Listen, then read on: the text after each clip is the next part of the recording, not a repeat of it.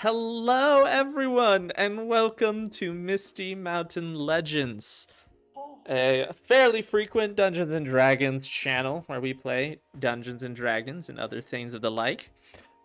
Today is our Fowl Friends campaign, episode 19. Been doing this, gosh, just mentioned 19 months. That kind of blows my mind. Anyway, hello, welcome. So glad you're all here. I am the humble dungeon master Luke, and join with me today my wonderful players. Now, as they introduce themselves, the fun little icebreaker question is if their characters were at the current Met Gala with the current theme and everything, what would they be dressed up like? And if I could figure out how to start a poll in the chat, I would. I forgot to try and figure out how to do that, but just vote for your favorite one. Just mention who you think would be the best dressed. Hopefully my players have had enough time to do it, because Luke, guess what? We're starting with you. I'm ready this time.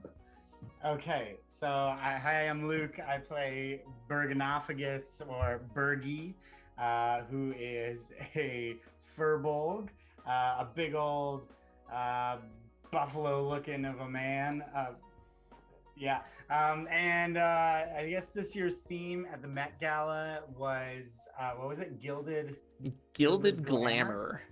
So it's like a 1800s vibe. So first of all, Burgy's big mane of dark hair is going to be curled into kind of like that powdered wig kind of vibe, kind of split down the middle and then into these kind of curls, kind of like an old-timey judge.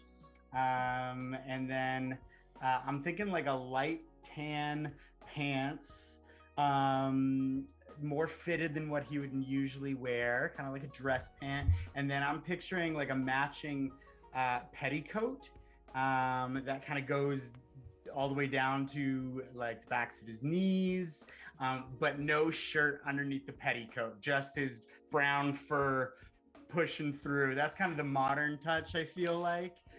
Just that exposed chest, a little risque. And then I was thinking topping it off with a nice little white ascot around his neck. Perfect. I love That's it. what I'm thinking for Burgy.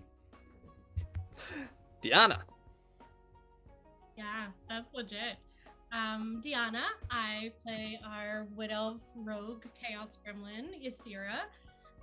And if Iz was at the Met Gala, I think she would wear like this like velvet, like navy midnight blue, like tailcoat kind of thing, but it's like half a dress, and then she would wear like suit pants underneath it with like a slit down the side of like the actual dress thing, and it would have like this kind of like blazer look up top with gold filigree and like lacy with gold buttons, and she just looked real snazzy. And I think she'd probably pair it with like some knee-high, like pirate-like laced up boots. Nice. I like it. I like it too.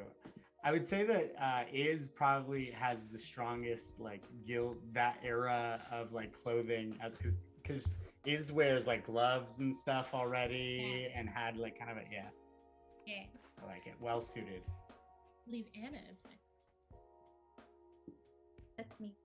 I'm Anna. I play Lyra, who is a tiefling bard, and Lyra is kind of when it comes to clothing, like comfort over fashion, or whatever that like phrase is.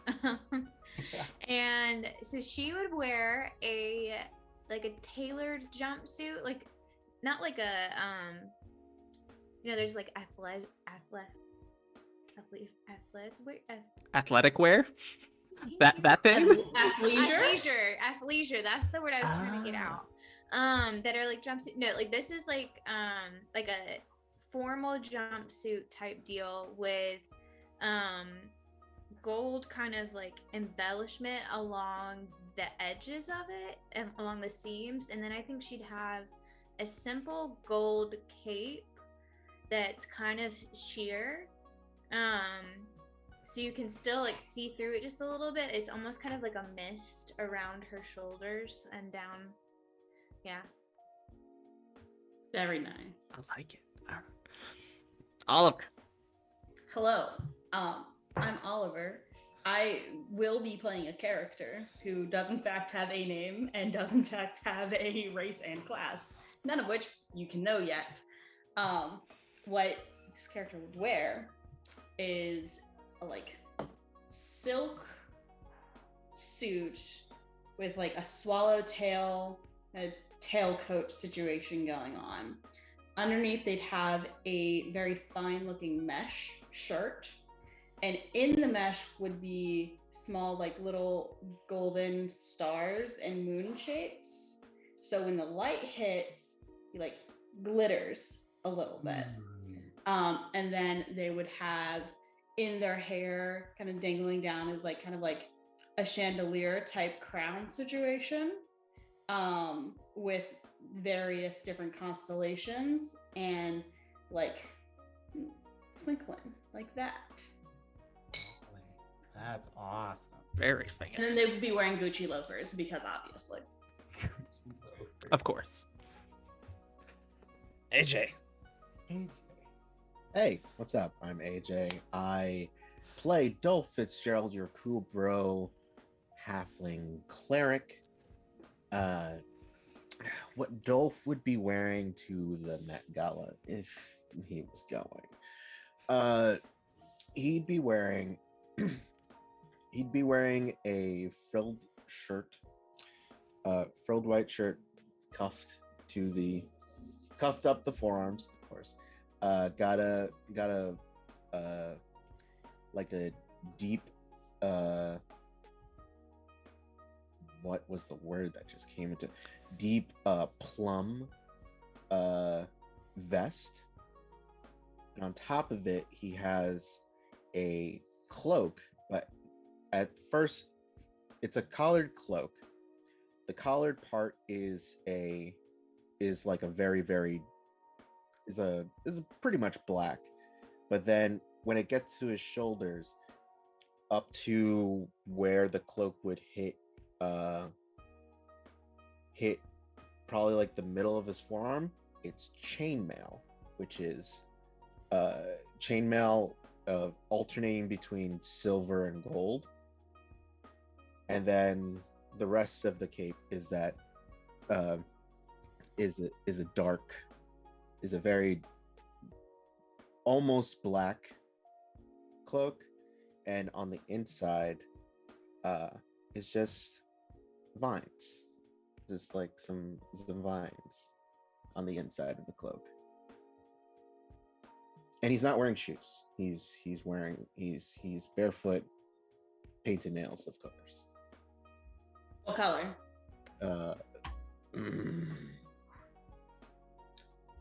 Olive. Oh, perfect. Wonderful.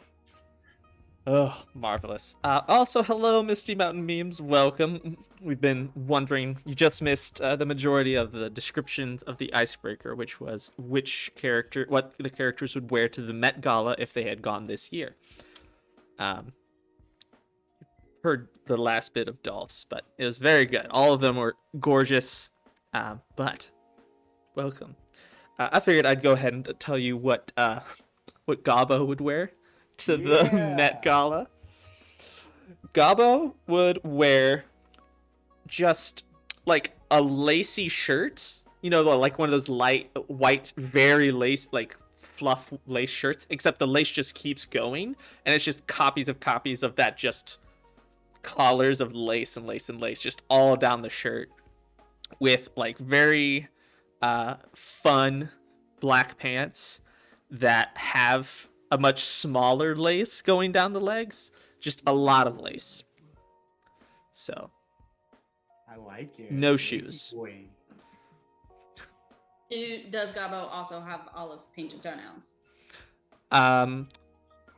No, his would actually be painted like a very very neon green. His tone, they would blend in too much of the skin. No, that's why they'd be neon painted. Yeah, that's what I'm saying. Yeah, so they kind of stand out a lot. I get it. So I got you. yeah. It's a statement. It is, you know? It says a lot about her. Certainly a choice. Wonderful. I don't care who wins. It's Gabo. Whoever wins. That's true. It's always Gabo, you know? It's always got one. All right, y'all. Well, if you're ready, we can go ahead and put on our fantasy hats and we can begin. So last we left off, a lot of things happened.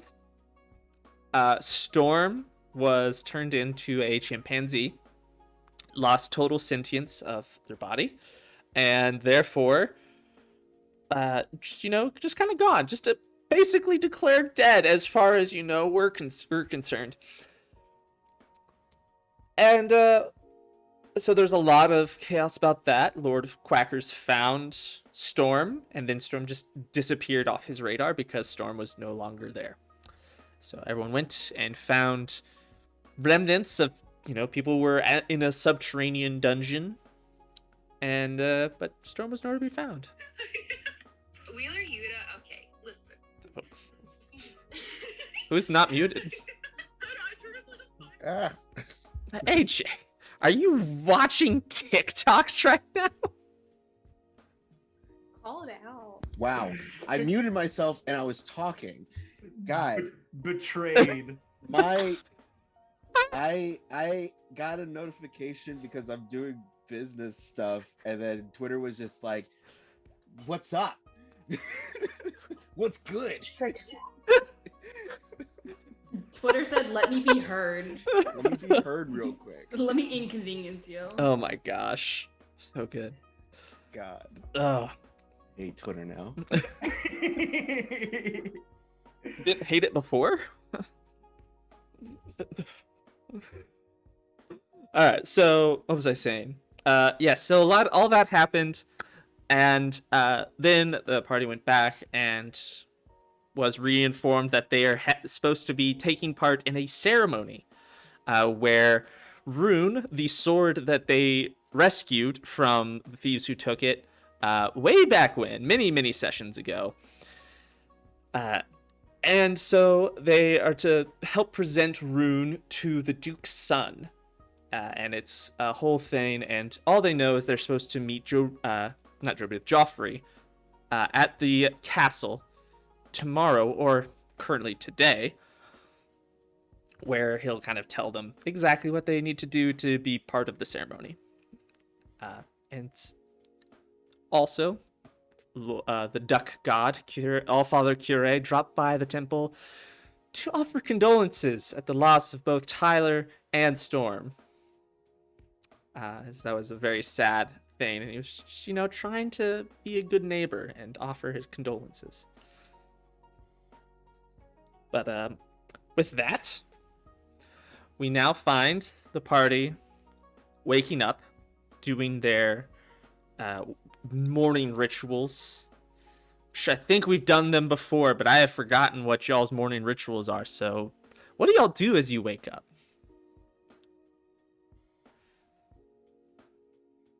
Burgy's on those affirmations every day. Morning affirmations. What was that, Anna? Do we have to wake up? I mean, yes. That's dark. I think Dolf is doing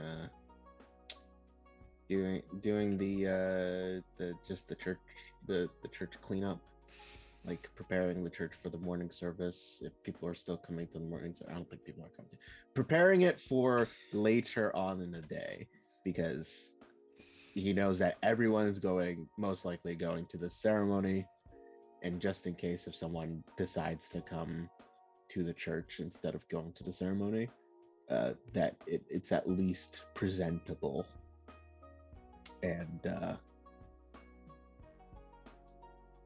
is not trying to work to be distracted or anything. No, not at all. No, Also of course. suppressing his emotions by busying himself so he doesn't have time to think or process. Yeah. Have we, This is gonna. write a letter to her wife and draw. Very sweet.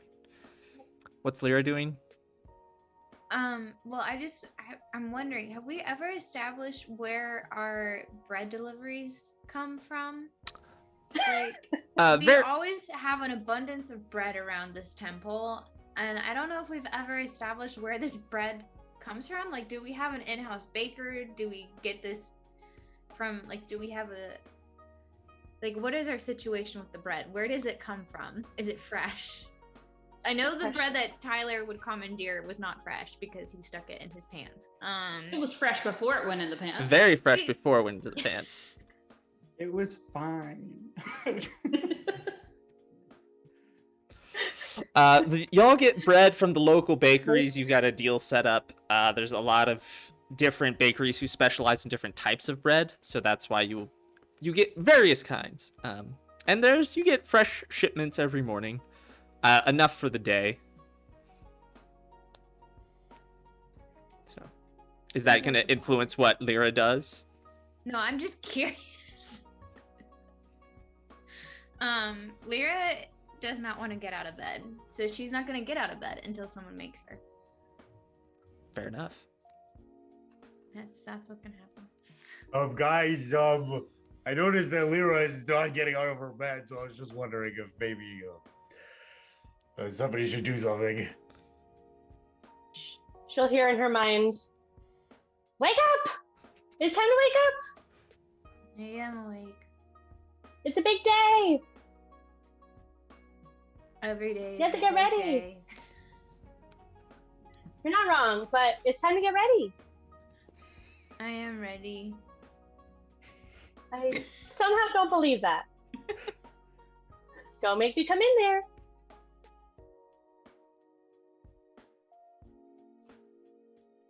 It sounds like she's gonna make you come in there.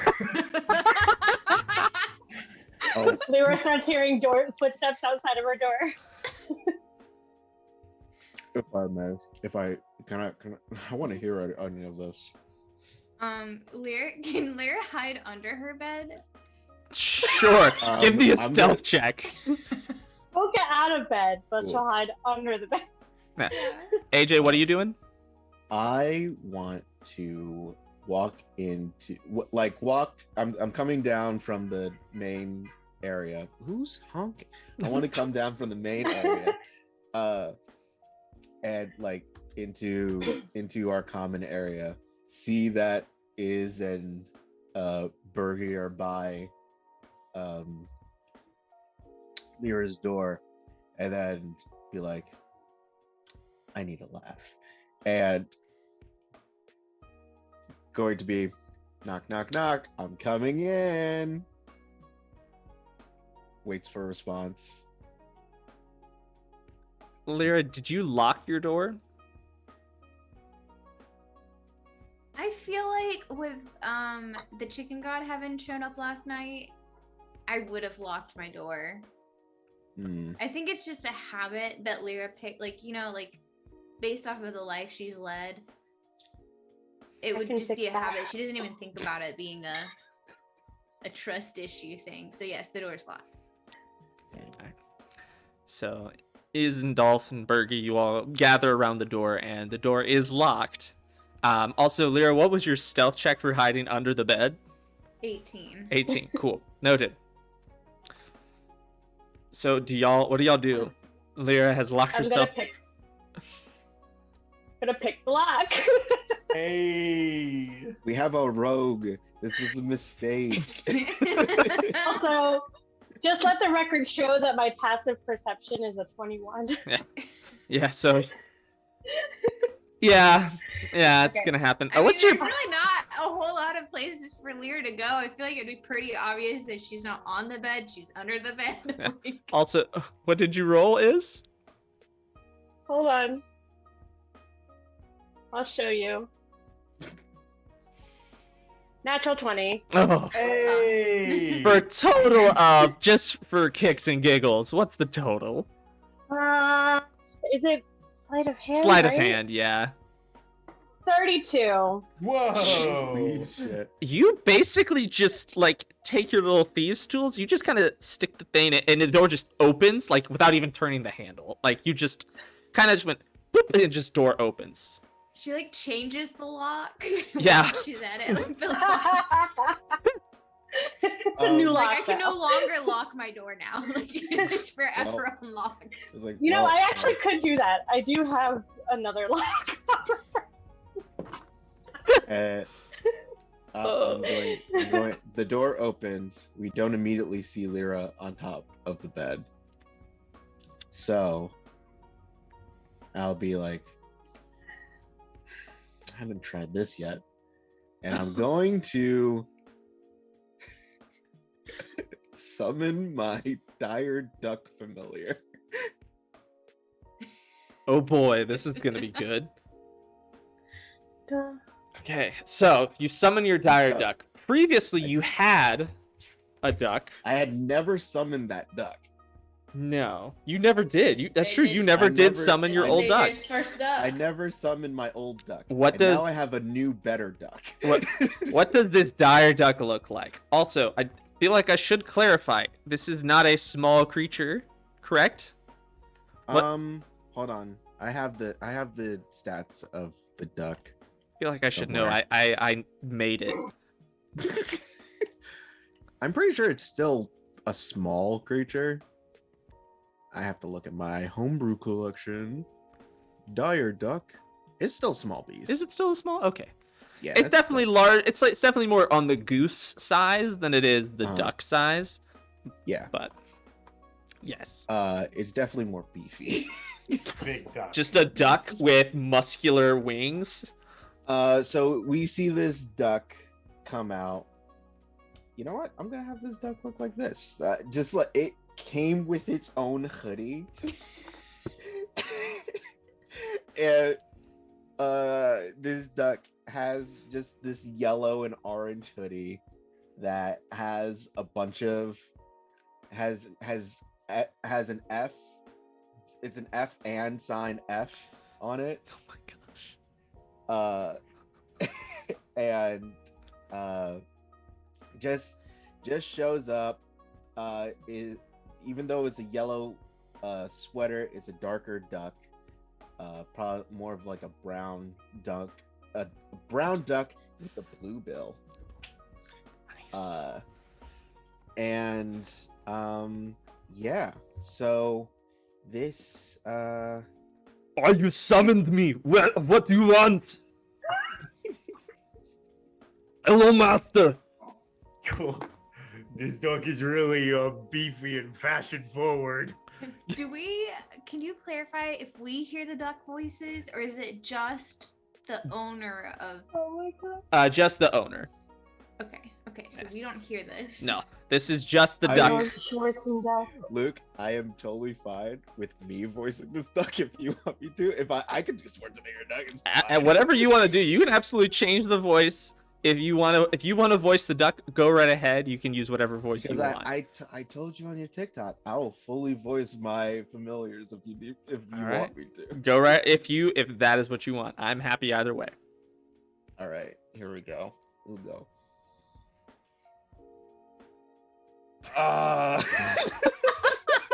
If you want to change the voice, you can. You don't have to do Schwarzenegger. Beautiful. okay. I It's okay. really I'm gonna want a do- terrible Schwarzenegger is what I really want. Perfection. I am the duck that you were summoned. Now it's going into freaking this kind of accent. So But good. This is fine. And what you want? What you got? What's gonna happen here? What's going on? I just want you to be a duck. Just maybe make yourself at home here. This is gonna be your new temporary home. I'm gonna be quacking up in here. All right. And immediately this duck is gonna go on top of the bed, just kind of kind of waddles on the bed, starts jumping on the bed. I like these accommodations that we got here. I think I'll make my nice home here.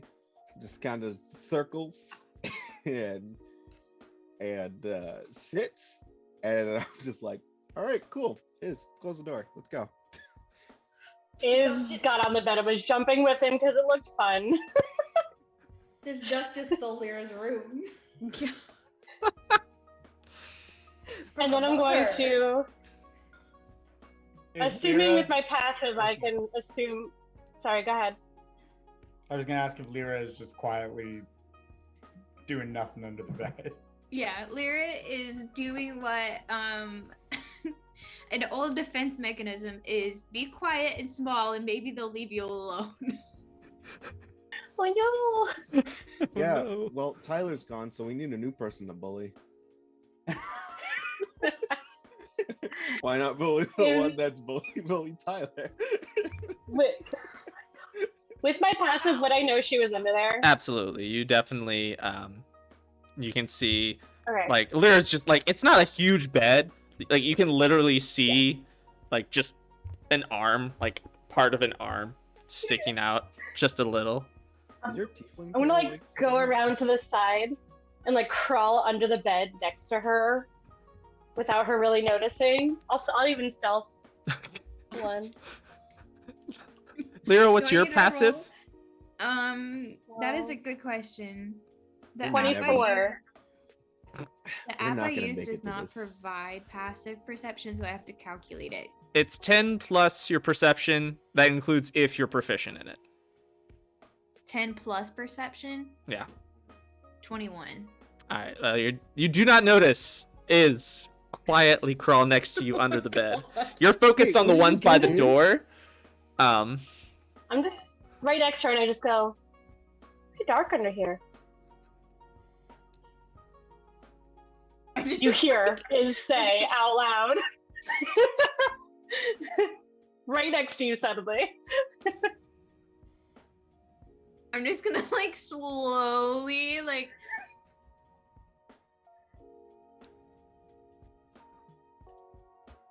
Hey, you're out of bed. Hey, there was a whole other person in here. I'm gonna like just like All you slowly just like hear very is- defeatedly like roll out from under the bed, like just like roll a couple of times across the floor and then just kind of like lay there. Good morning, Lyra. You just hear aggressive quacking. Just quack, quack, Is Quick. this quack have an It says accent? quack. quack. Quack. Black as an accent. He doesn't actually quack, he just says the word because he knows he's supposed to. Quack. Quack. There's a rollout next to her. Oh my god. As all this is going on, you hear as a very small goblin that you all know as Gobbo kind of stands in the doorway wearing like a little nightgown that's got like a little duck imprint, like a little like duck stitched into the front. Did Tyler stitch it for him?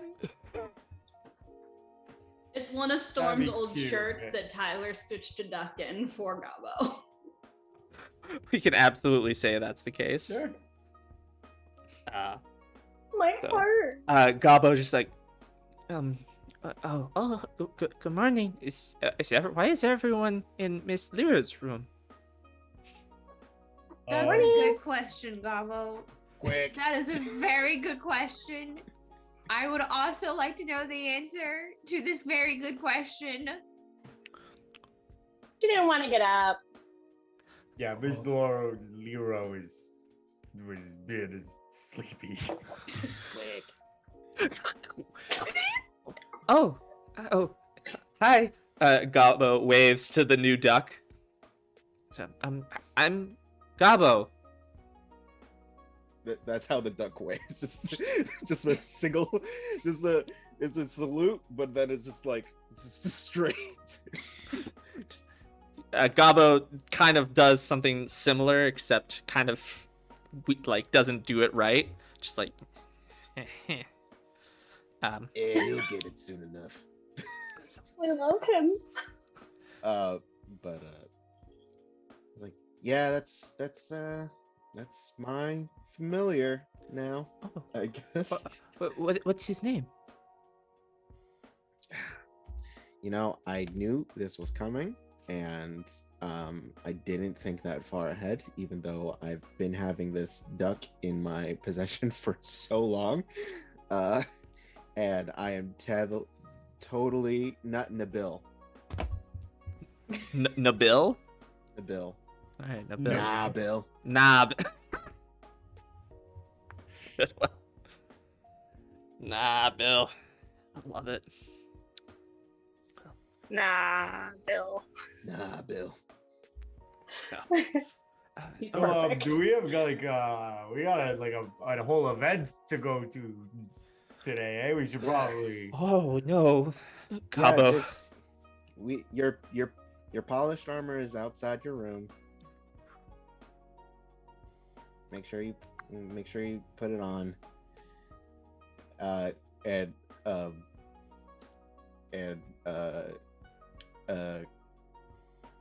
Wow, I just forgot my whole character's thing.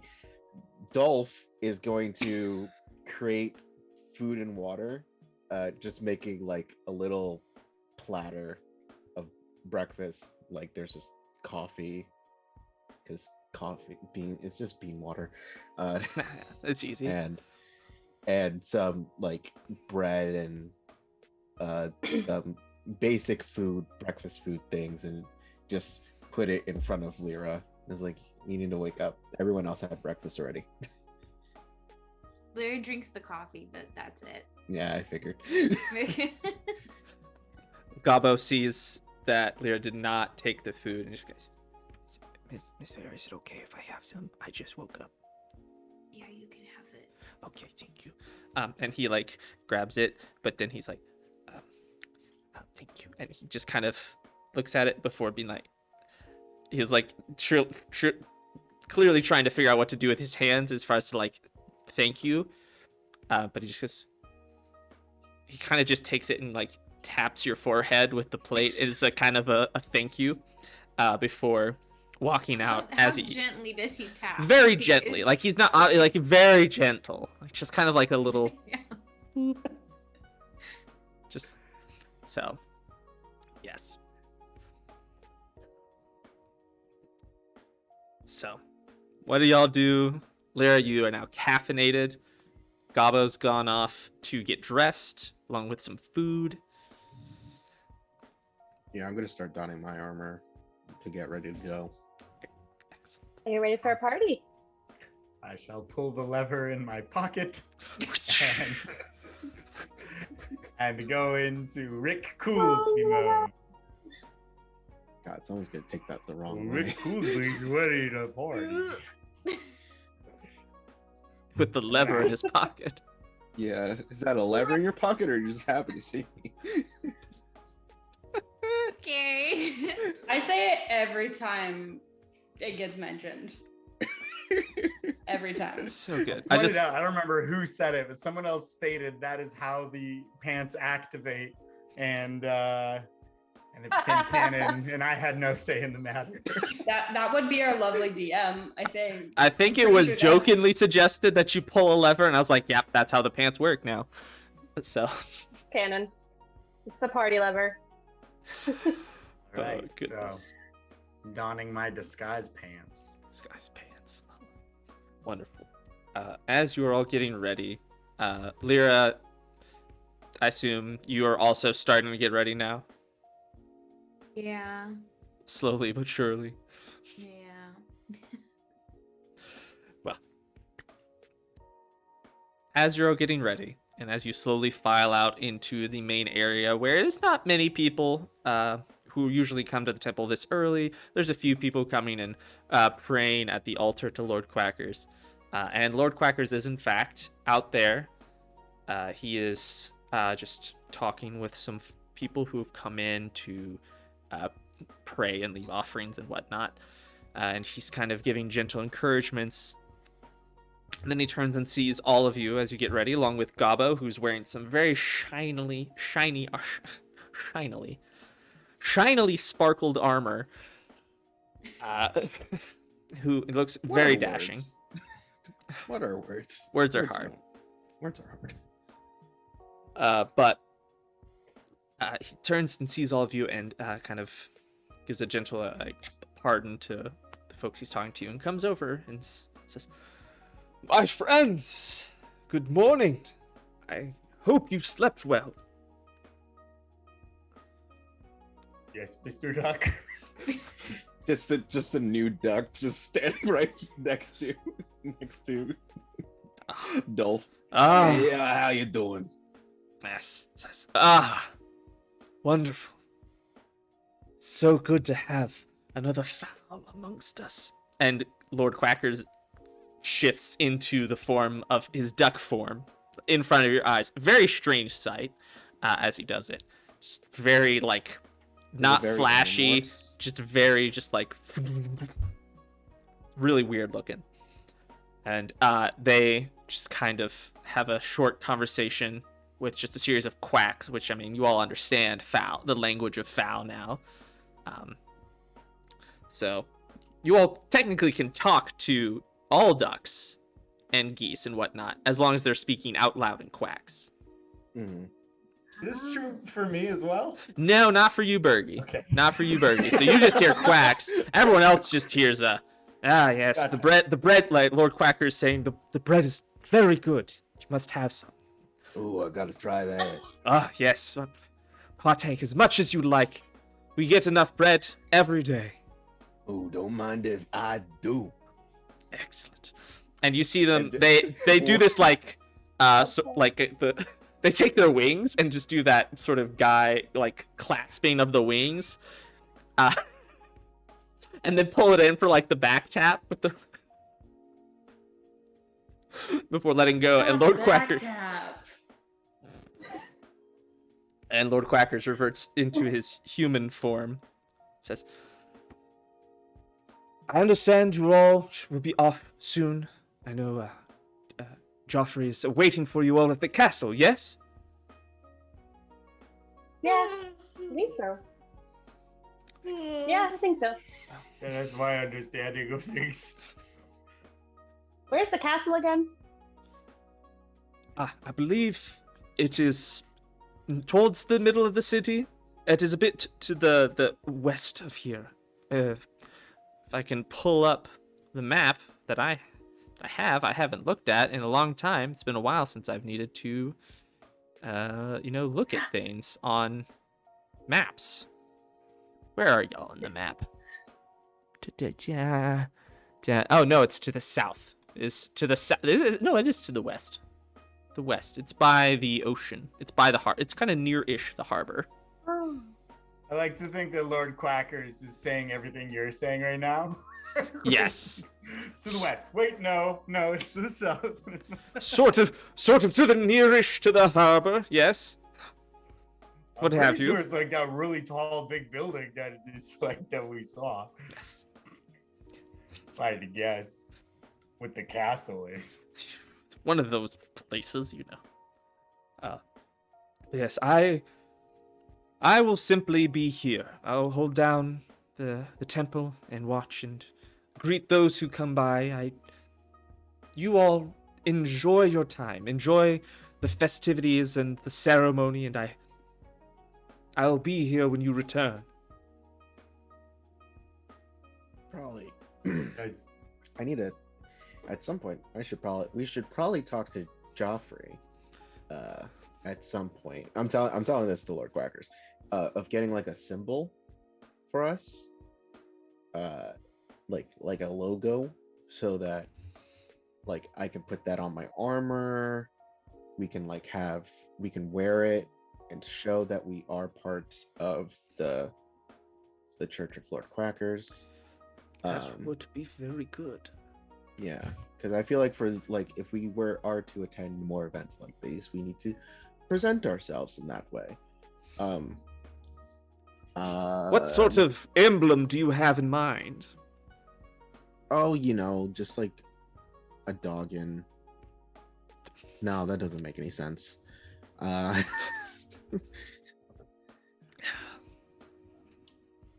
two cross loaves of bread like swords. Yeah. yeah, I think it'll be like a roll of bread, and then just a silhouette of you in your duck form. This pleases me. And you see him kind of open his arms wide, and there's a bit of a flurry of magic as you are all suddenly adorned with these very lovely coats and jackets of that are more for your style, that are of your color, but are all now have an emblem just like that, where it's a loaf of bread. But there's also swords, where it's sword hilts, but it's like baguettes crossed behind a rounder loaf of bread.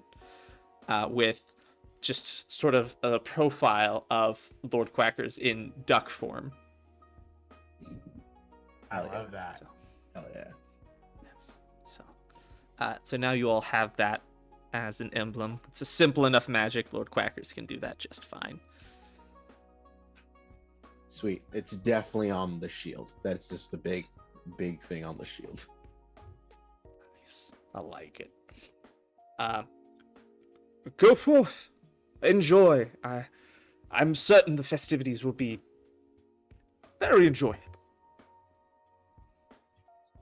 Mechanically, Okay. folks, I just asked for a holy symbol.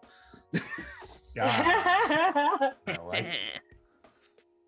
I'm gonna take some bits of bread in a little to-go bin on our way. Perfect. Nice. What are the rest of you doing? Burgy, what are you doing as you leave?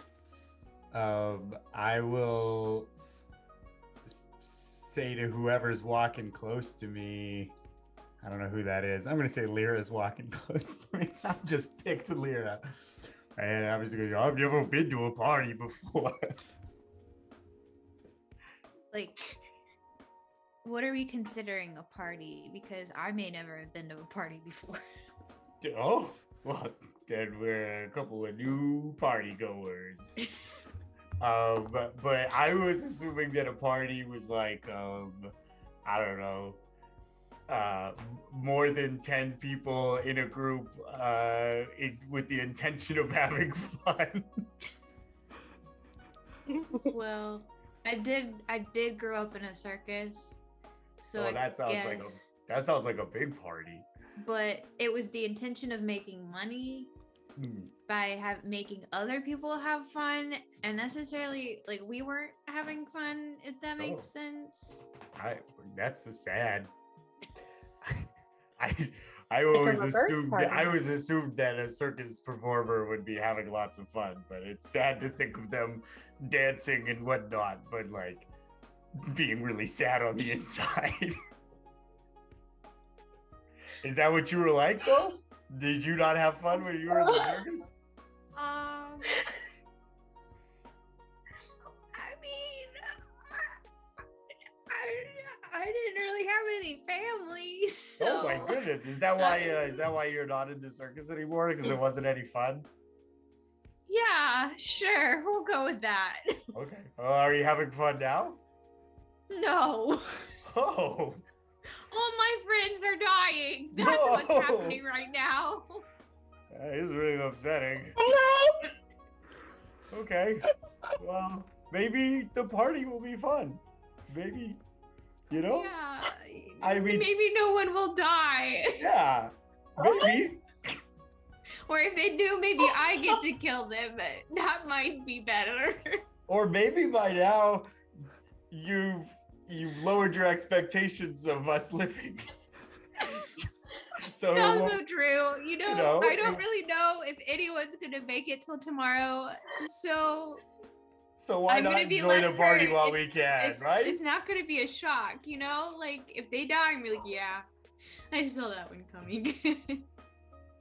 To be clear, I would really prefer not to die. Yeah, good for you. Good for you. What's that Thank you. like? I don't know. It's just kind of the way that I've always been. always not wanting to die, you know? Just that kind of guy. Okay. This devolved so quickly. I need to clarify something real quick. I just need some clarification on the one. Burgy's only been to intimate get-togethers, and two, Lyra is afraid that her friends are gonna die, and they're either going to die or die at Lyra's hands. No. If She didn't mean anyone's she gonna wanted my to kill her it's gonna friends. be She me. meant that she was gonna kill somebody. If Okay, anybody has okay. to die, Lyra wants If to be the one anybody to has kill to them. die, I want to be the one killing them because then it means they're not my friends. Okay, all right. Because how I heard it was like my friends just keep on dying, and if they don't, Yeah. or I'm going to make them die. I'm gonna I'll kill just them. Lyra kill was them the all. big bad all along. So it's over, and I don't have to keep living through them dying, and then they'll just be dead, I and knew I it. don't have to experience I it knew it. anymore. Lyra's been the big bad all along. We were worried about Gabo turning into the big bad evil, and it's Lyra. It's She's Lyra already there. unhinged. She's already there. Oh my God. No, what really happened, if we want to like psychoanalyze what's going on here, is Tyler is gone, which means that Lyra no longer has her outlet for, you know, like bugging people. So now she's been bugging herself Ooh. and Oh, no. spiraling very fast. There's Pinto. Make everybody feel better. Pinto appearance. Quick little. She give kisses. Oh, there's the Pinto nose. Yes. She booped us. She's I was done. very confused because she was just under my chair and like nuzzling my foot, and then all of a sudden she was downstairs. That I did not realize she had left. Yeah, she's very speedy teleported. and very Startling. stealthy. Yeah. Oh goodness. So Gabo's walking right by y'all, hearing all of this. Just, Oh no. he's just like, oh. He kind of comes up and he kind of like touches your like knee. It's like, Miss Lyra, I'll promise to do my best not to die. Just for you. Wait, hold on. Are you saying that you would not do your best to not die if I was not sad right now? Oh, well, no, I would do my best not to die, but I'm gonna try extra hard just for you. Because I don't want you to be sad about your friends dying, and I think we're friends. We are friends, Gabo. What's that like?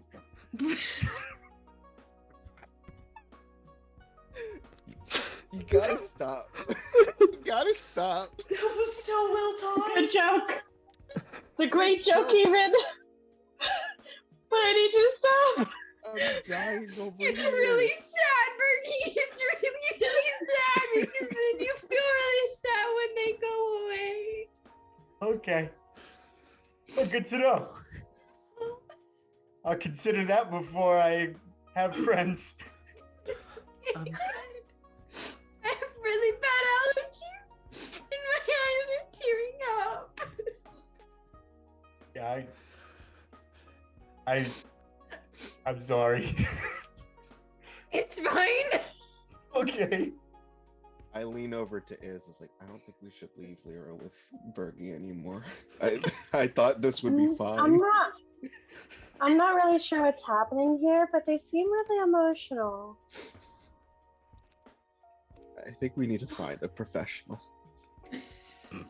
Yeah, I think someone we all. who like can help us talk through and process something like this. I feel like maybe we're really internalizing this a lot. Maybe after the party. Next Yeah, episode, Fowl Friends goes to therapy. Fowl Friends goes to therapy.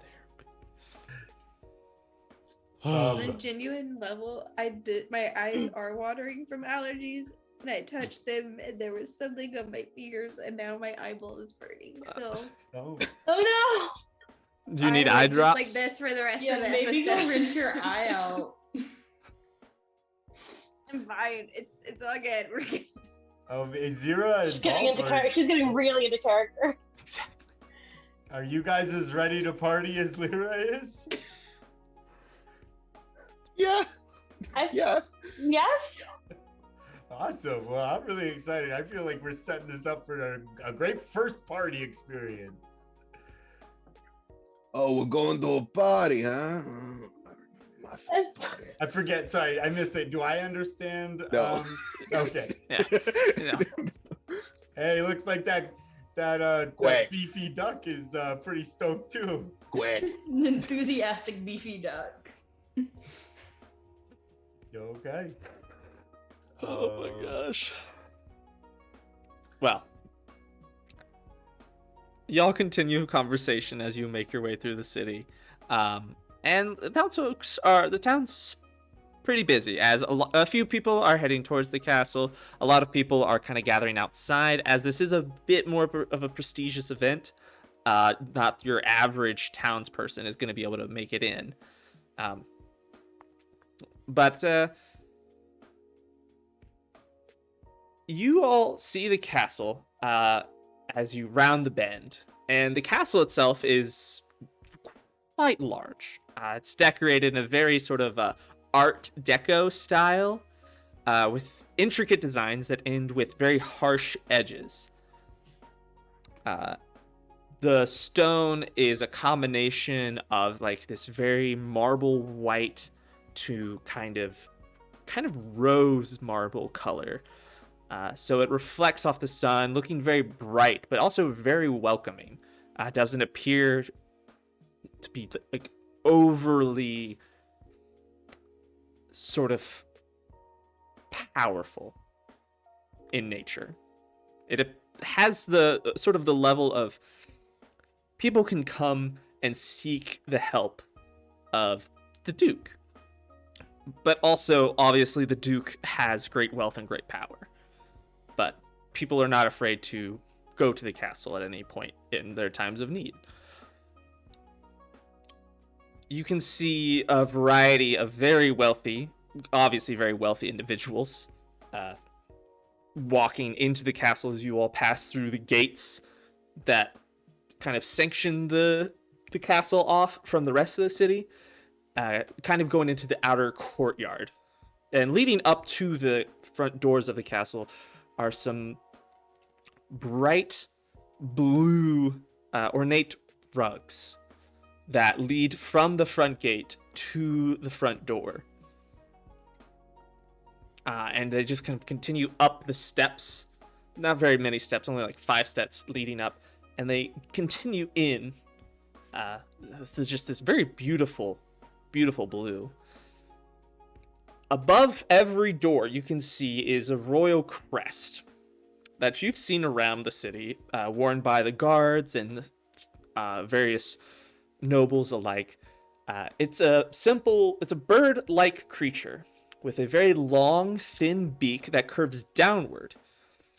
That rests at the very center of the design. That bird is surrounded by 12 flowers, and each flower has 12 petals, each one overlapping the next, in a very sort of strange pattern. Can we recognize what kind of bird it is? Like, is it like just? Yeah, it looks, just kind of looking at it, you can tell that it's some sort of heron. Maybe like a greater heron of some kind, but definitely not super comparable to any like real world heron. It's like the size of a great blue heron, but with a much longer, much more curved beak. So,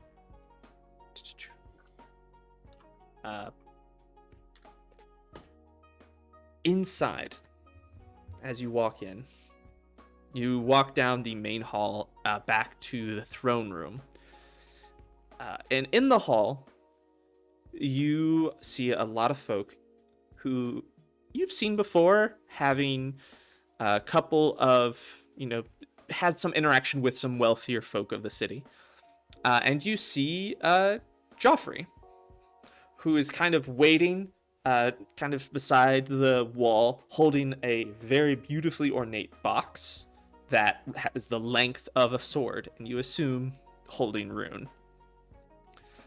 He sees you, and he waves and says, "Oh, good, you're here. Wonderful. All right. So this is how this is going to work. The way all these sort of proceedings happen is there's sort of interaction between all the folks, a lot of talking, sort of getting to know it, while the Duke just kind of sits on his throne, just sort of watching the party happen. I imagine he gets very bored up there. But you can feel free to interact with folks. The actual ceremony won't begin until his son arrives. And that will be announced by trumpets and various folk exclaiming his arrival. Then there'll be the giving of gifts from other nobles and wealthy individuals who have come from near and far to celebrate the coming of age of the Duke's son. With us presenting the final gift, which is a magic sword, as is customary for the ruling family to give to their children. So, when everyone else has given their gifts, we'll walk forward and present rune, and I will explain how you all helped keep rune safe. Another Pinto appearance. She's like, okay, stop. Now, do you have any questions? I have a question for you as the DM. Can you remind me what we know of the Duke's son besides the fact that he's receiving this talking sword? That he's a pretty, full of himself. Think Thor from the first Thor movie before he had his character development. Obviously very well liked by the people, but knows he's well liked and just kind of revels in that. So sorry. Coming of age, what age is that in this, for this culture, what would be considered coming of age? So coming of age in this culture is a little bit different. In this world, in our world, it'd be 18. 18's coming of age. You're an adult. Here, he's turning 26. Oh my gosh. Coming of age is he is now has the right to rule. So if something were to happen to the Duke, his son would now be able to take over and would not have to wait till he comes of age. 26 is... Yeah, Oliver, exactly. Frontal lobe development and all that. So. Okay. Yeah. Any other questions? Is he single? Yes. Lyra's in a have a low lot place. there. Luca right out of here. That is not a weird question. That was my question. That was an Anna Things have question. been rough, That was an Anna Lyra. question. Everyone has their vices. I get it. 26-year-old Duke's son is Anna's, apparently. Oh, goodness. There I goes my ship. personally have theories about who the Duke's son is. I feel like we might know the Duke's son, so that's why I'm asking questions. Oh. All right. Oh. I don't. I have no idea. I may can be completely wrong, Okay. but the DM has been leading me on for weeks now, so I don't know what to expect. from Look, this I'm encounter. in the same boat. I have no fucking idea about Hey Luke, don't lead your wife on. It's rude. I will do it in D&D. Any other questions for Joffrey? Or for me, Where's I the guess. Food? Like, is there You food said we there? can talk with anyone? So answer questions. Yes, there'll be food. Is just in the throne room. We'll be going in there right now. And yes, you may converse with anyone except I don't advise approaching the Duke directly. There's going to be quite a few guards standing by. Anyone approaches the Duke without first doing proper procedure, which is long and complicated, and you have to talk with his advisor first, and it's a process. I just advise not worrying about that for now. Oh, I have a question. Oh, sorry. All right, I saw Lyra's hand go up first. Go ahead. That's fair. This is actually more a question for the DM, or rather a statement. I would like to keep my eye out for that girl who stole all the stuff that we returned, and I don't remember her name. Sovelia. I want to keep an eye out for her, and I'm specifically like, if I spot her, I want to make sure she's not like pickpocketing or stealing anything from anyone. Noted. Okay. Burgy, what's your question? Burgy, but I'm Rick Coolsley right Oh, Rick. now. Yeah, Rick Coolsley. What is your question? Yeah, I was just wondering, is this one of those dancing parties? Yes. There's going to be dancing. As you can dance as much as you like. There'll be, I think initially it's going to just be socialization, and then dancing will be held after the ceremony. Noted. I will wait for the cue to dance. Don't worry, Becky. We'll let you know when it's time to dance. Just want to make sure I'm on top of the party etiquette. Oh, we should probably. I need to call you Rick here. I need Yes. to call you Rick. Yes. It's Rick. At this moment, you all hear a very familiar voice. Very familiar voice, but not the voice that you like. You hear the very burly sort of voice of a certain noble, whom was previously interested in all of you in getting some help from Man of the Woods Tyler Trueshot to run in a chariot, to ride in a chariot race. And you hear the yeah, it's Quacker's investigators. Yes, it is I, Bronson Legrand. And he kind of comes up and says hello to all of you. Now, first thing you all notice is with him is a specific individual. Oliver, would you like to introduce your character? Yes.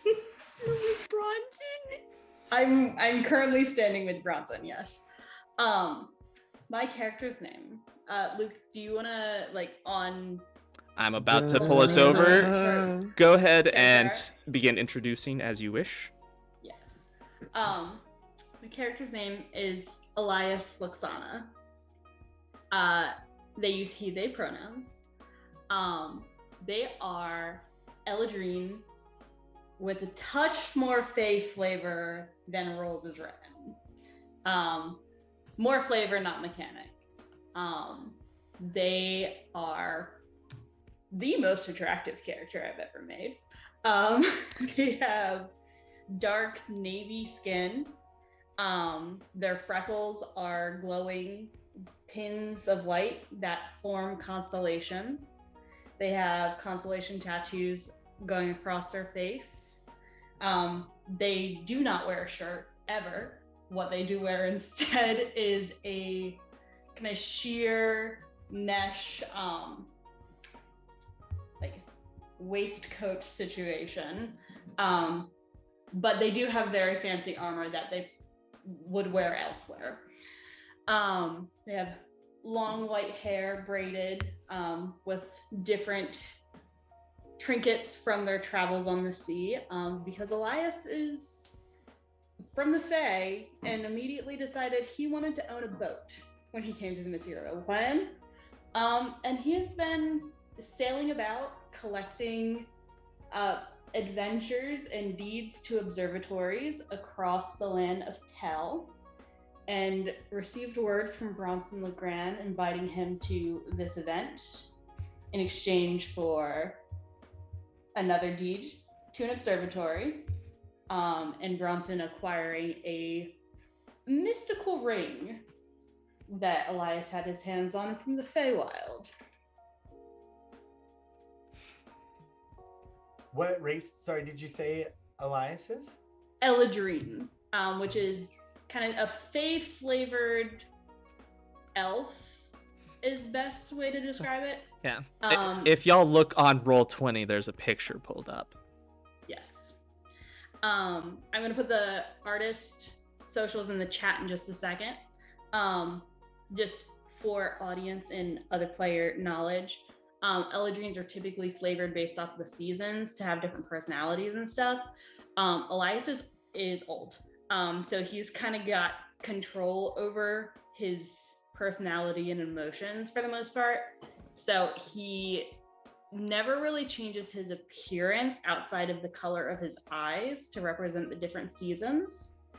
And the way the seasons affect him is a little bit different than Rolled as Written.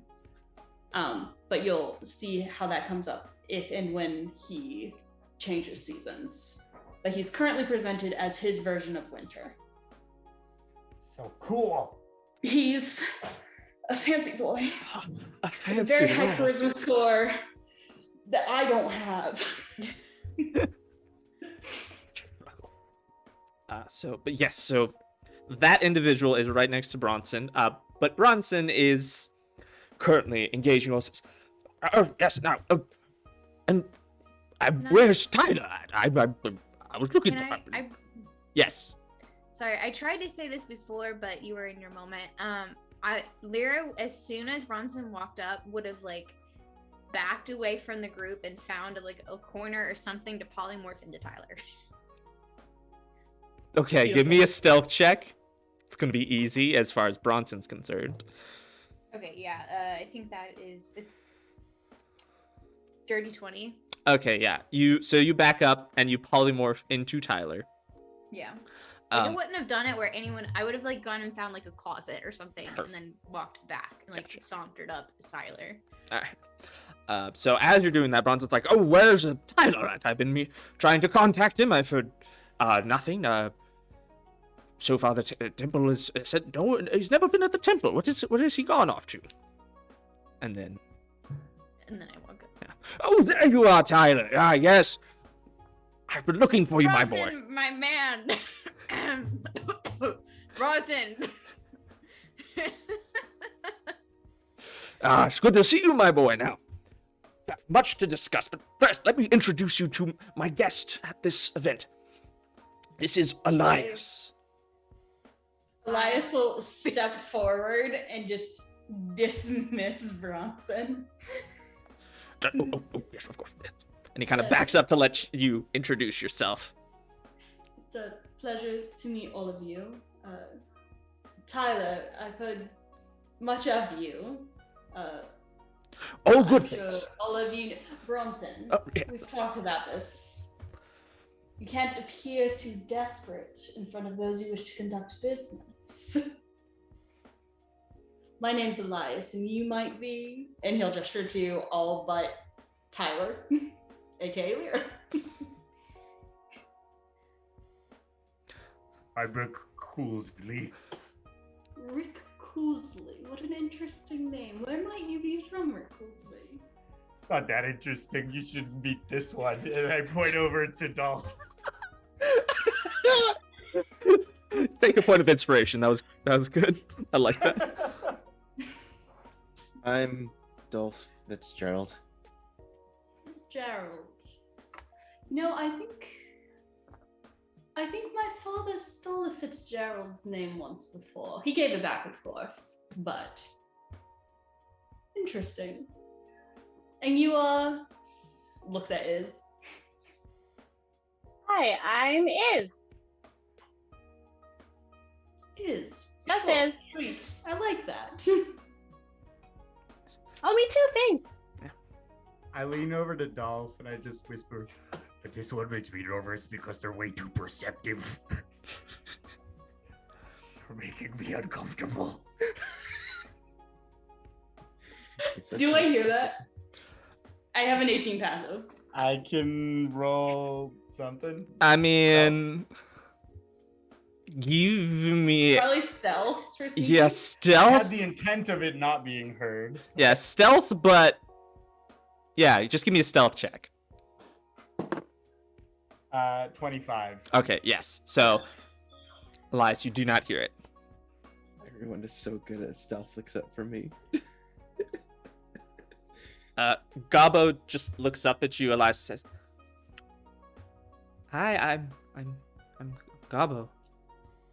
Elias will get down to Gabo's level, and just flourishly kneels to the ground. Hello, Gabo. How are you tonight? You see, he looks at you with kind of like a weird look as he like kind of looks at the constellations. Says, "I've seen those before." The constellations. Here, I can, and he'll pull out his star map and be like, yes, they're all over. These are Oh. my charts from my travels across the ocean from Tel. Ooh. He kind of just makes a bunch of faces at them, and he just Would you doesn't like to stay. know more about the sky? Young Gobbo, you said. Yeah, I just think it's neat. It's cool. You just see Nabil just like slowly moving like into focus, but like behind Gabo's head. It's like quit. Oh. Is it a duck? Is this one of your familiars? Oh, sorry. This is my familiar. Wait. Lyra, as Tyler pulls out a pamphlet and hands it to Elias, was like, "Here, I'm sure that Bronson's told you about us, but this is our pamphlet for Lord Quacker's. He's got lots of bread. If you like bread, bread's the best thing in the world. I can tell you a lot Elias about will bread." take it, read the outside of it, hands it back up to Bronson. Quite interesting. I'd love to hear more about that later. But Gobbo, you seem to be quite intrigued by the night sky. Would you like to hear some stories about that? That would. Gabo gets a very excited look in his face. Says, "That would be very nice, but I don't think this is a good place. I think we're supposed to be going to a party." And meanwhile, Joffrey, who is just now introducing himself, says, "Yes, I'm sorry. My name's Joffrey. I'm the blacksmith here. You may not have heard of me. That's fine. We do." Joffrey, of course I've heard of you. You're the one that crafted the sword, being gifted to the Duke's son, correct? I am, yes. But I'm afraid we should all make our way inside. There's plenty of socializing to do inside. There's many other individuals we must meet. Bronson, I'm sure you need to meet with whoever you meet with these days. Bronson's like, making connections is what I do best. Very good at making connections. And he kind of gives a wink to Joffrey and kind of like nudges his head towards you, Elias. And also then towards Tyler. He is quite good at making the connections. Let's be off. There's a few of the noblemen just up ahead that I'd love to introduce you all to. Alright, so you'll head off. Does everyone follow Elias in? Is Bronson Sure. going? I I'm do what following the party Bronson. did. Yeah. Yeah. I followed Dolf. Yeah, because I feel like Gabo's gonna be following Elias, and I gotta keep an eye on Gabo. Well, Gabo actually turns and looks to you, Dolph, and says, "They're very, what's the word? Scary, but not in like an evil way. Like,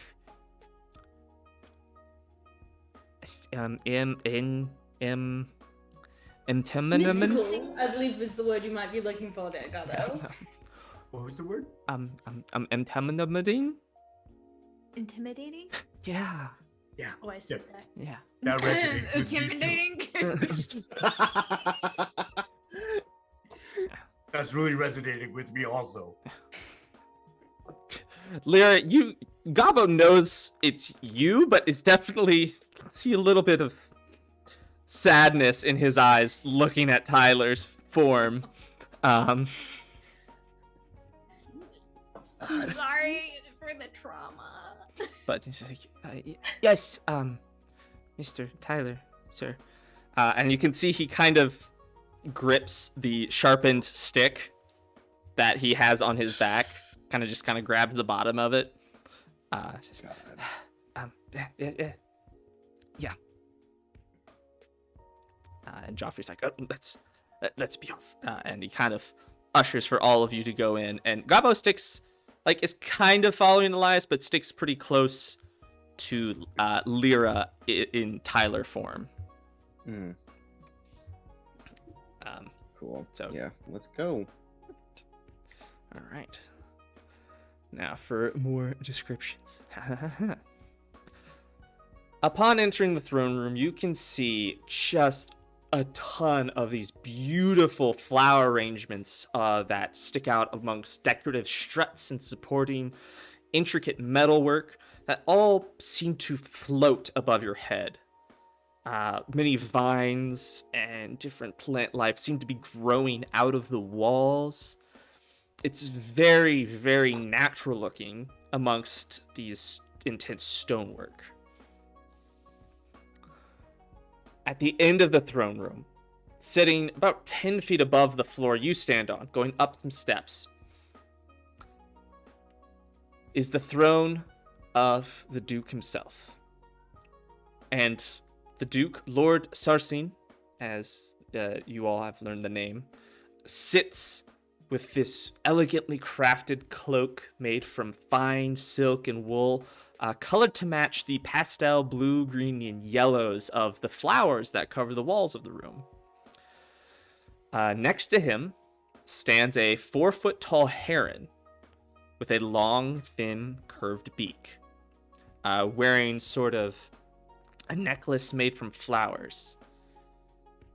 And you see around... It just stands still right next to Lord Sarsin as he strokes the heron's neck very gently. It seems to be very regal. Actually, hang on, I need to roll. So seemingly the heron notices as you all walk in and actually sees... you're familiar... Remind me. Nabil sees Nabil as he walks in, and Nabil sees the heron as well. Being birds, there's a flash of sort of... None of you notice this, but this is only what Nabil sees. There's Nabil and this heron kind of share this moment of knowing, of a nodding agreement. Would I have the animal knowledge of whether or not a heron is considered waterfowl? What is your animal handling or nature? My animal handling is +3. What is your nature? +1. Okay, so animal handling, just kind of with your passive animal handling. This is going to be a weird passive check. You do know that herons definitely can be considered, maybe not fowl, but are water birds. And so there's this mutual understanding that herons and and ducks and billed birds might share.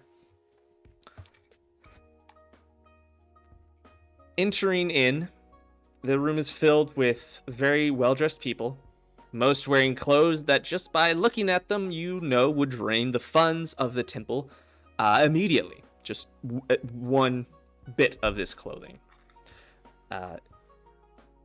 Looking around, you can see many other people whom you recognize in attendance. You see Mr. Carp of Curd and Carp Incorporated, speaking with a tall tiefling man who's dressed in rather simple robes compared to the rest of the guests, but he holds a very tall, dark pinewood staff that holds a black crystal within a gnarled root bulb.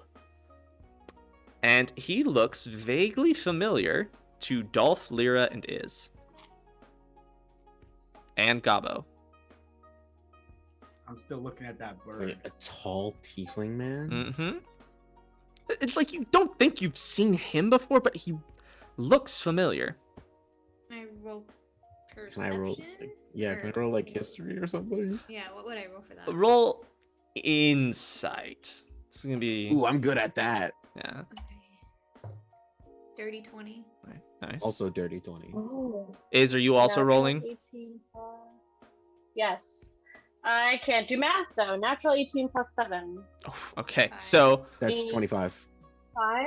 yes. 25. All right, so the lowest was a dirty 20.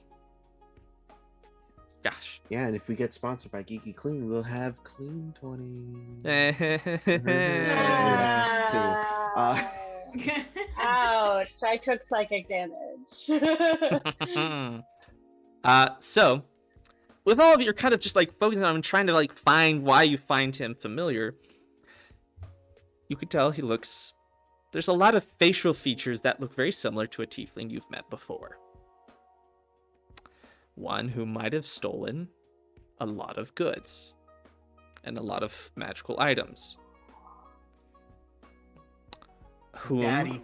looking around the room, you do in fact see Sovelia looking at this tiefling man from about 20 feet away, kind of just sighing as she looks very bored, wearing a very beautiful dress.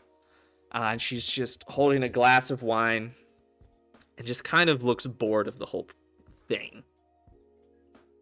So, but no, Lyra, she's not actively stealing anything or pickpocketing anyone. Good. Along with that, yes, so that's what you see. Some other notable people just looking around. You see someone that kind of boils your blood. You see Allfather Cure, who's actually speaking to the Duke himself, kind of very in the low hushed tones, as you obviously are at the other end of the room. You cannot hear what they're saying. You also see, this is just someone who stands out just because of what they look like, a 7-foot tall crystal dragonborn woman, whom none of you have ever seen before. She is beautiful, clearly very old. She's kind of controls the area around her, seemingly, in just her vibe.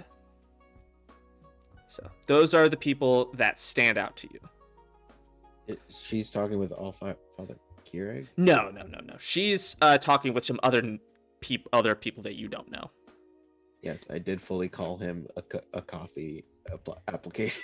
I'm not sure if that was intentional, but it was funny. Keurig, Alfada Keurig.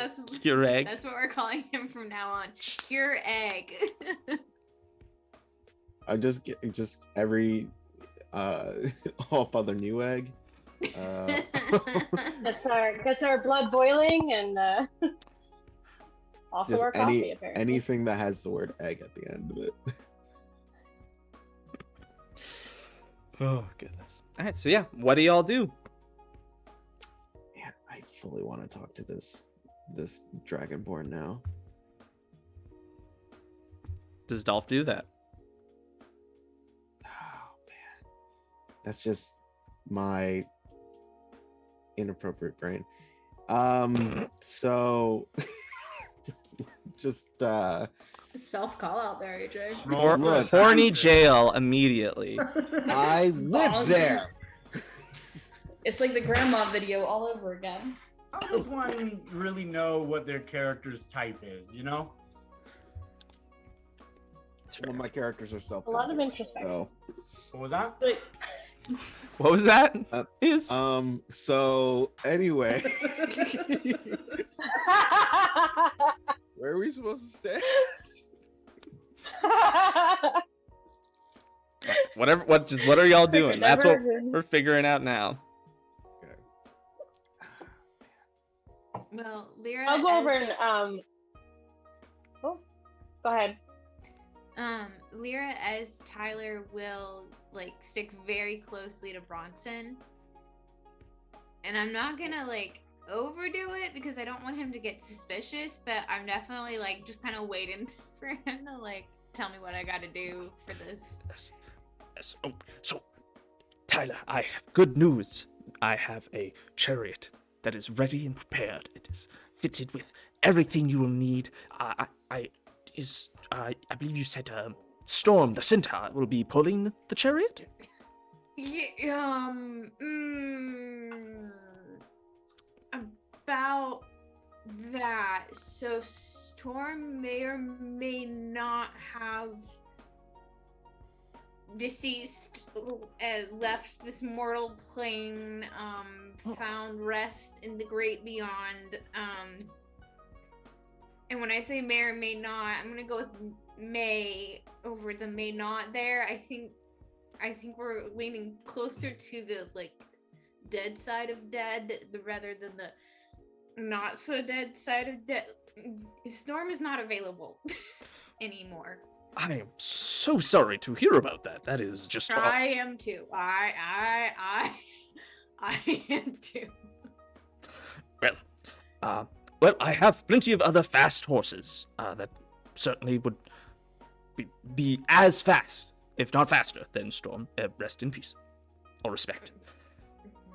Elias will put a hand on Bronson's shoulder and lean in and go, perhaps it's not the most gentlemanly thing to insinuate that your potential business partner's recently deceased friend could be outrun by a common horse.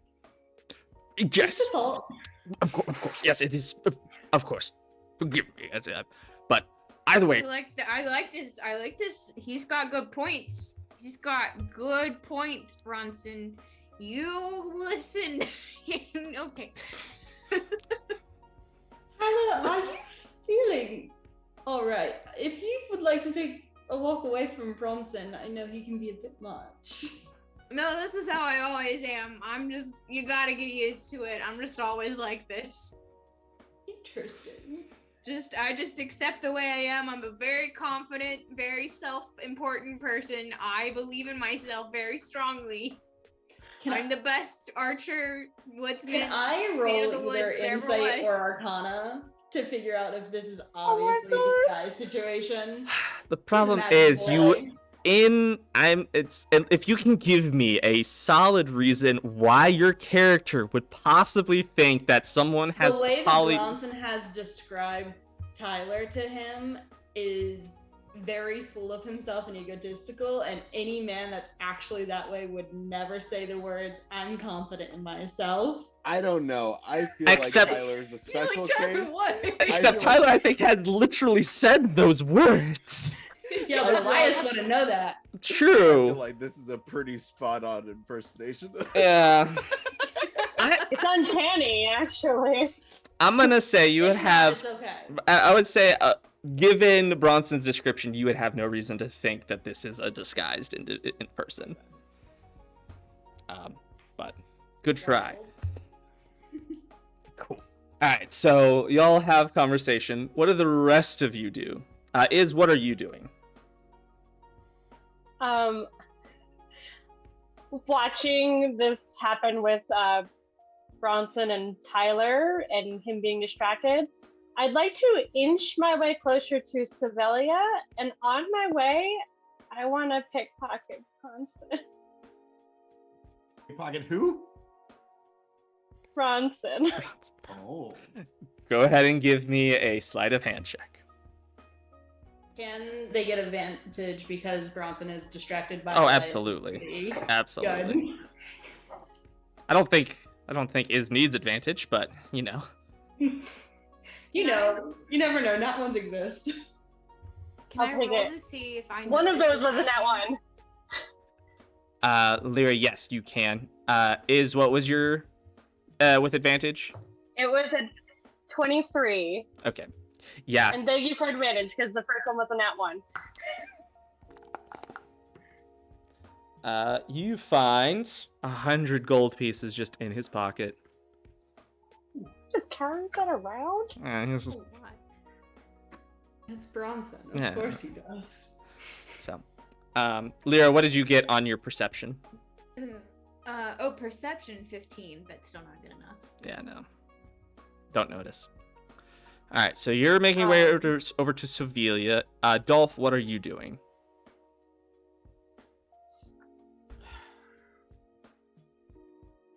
Are you gonna go talk to big, tall dragon lady? Yes, I'm gonna talk to big, tall dragon lady. God, someone has to advertise about Quacker's investigative. Yeah, that's the intention. Yeah. Shut up. Like, we gotta talk to new NPCs. God. All right. I'm trailing Dolph. Perfect. So Rick and Dolph are going over there. We'll go ahead and start with y'all. How do y'all introduce yourselves? I'm assuming that it's not just like her over there. Like, there's just like a group. Oh of yeah, she's people. talking with a group of folks. I'll go ahead and give y'all an in. As you approach, you hear the conversation talking about books and sort of rarities of books. They seem to be asking her, and as you kind of hear them over just talking about that, she seems to be very knowledgeable about very rare copies and editions of books. Mm-hmm. So she seems to be talking about a specific book that some books that she recently had lost, some ones that were in her collection that had disappeared under strange magical circumstances, but thankfully some young folks who were on doing community service work because they were all got in some trouble. They went and helped her find these books as part of their community service. Interesting. Yes. They worked real hard on that community service, I can tell you.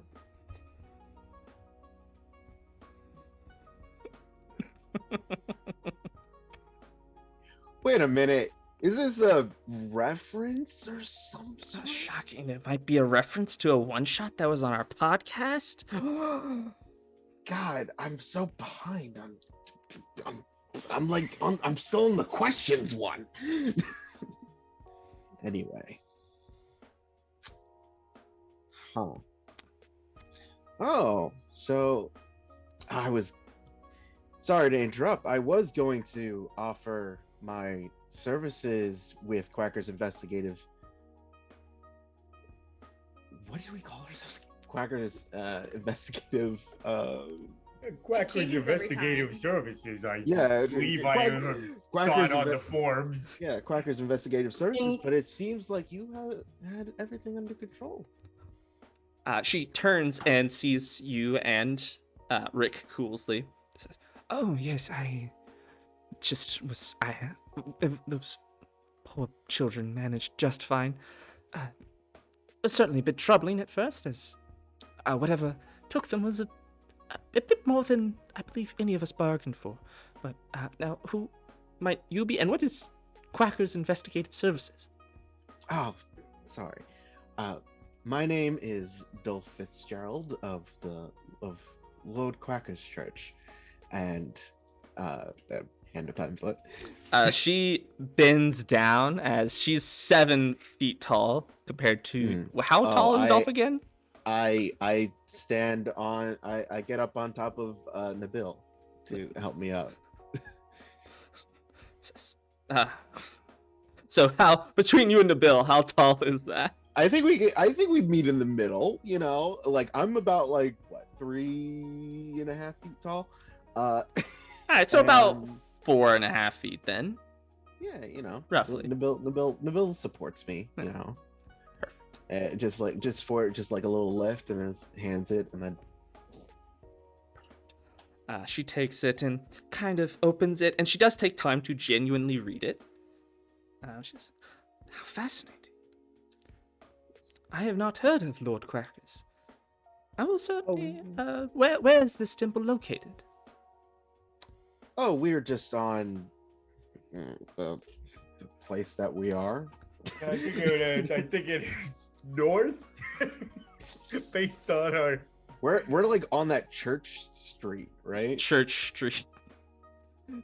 Like it's just like a row of churches. Yeah, it's the Maybe we God's could- Way, is what it's called. God's Way. We're over on God's Way. We just recently started gaining a little bit more traction. So we are a newer church that has come to the area. We've been in here for about insert amount of time. We've been here like 6 months. Almost going on 7. Going on 7, about 7 months, but we've managed to set our foot in here and started gaining some followers, and was thinking about sending out a bird to start sending messages, you know. That would be a good idea. Now, I do have a very important question. Is there any relation between Lord Quackers and him? And she kind of gives a not very happy tone of voice, indicating as she nods her head towards Allfather Cure. Yes.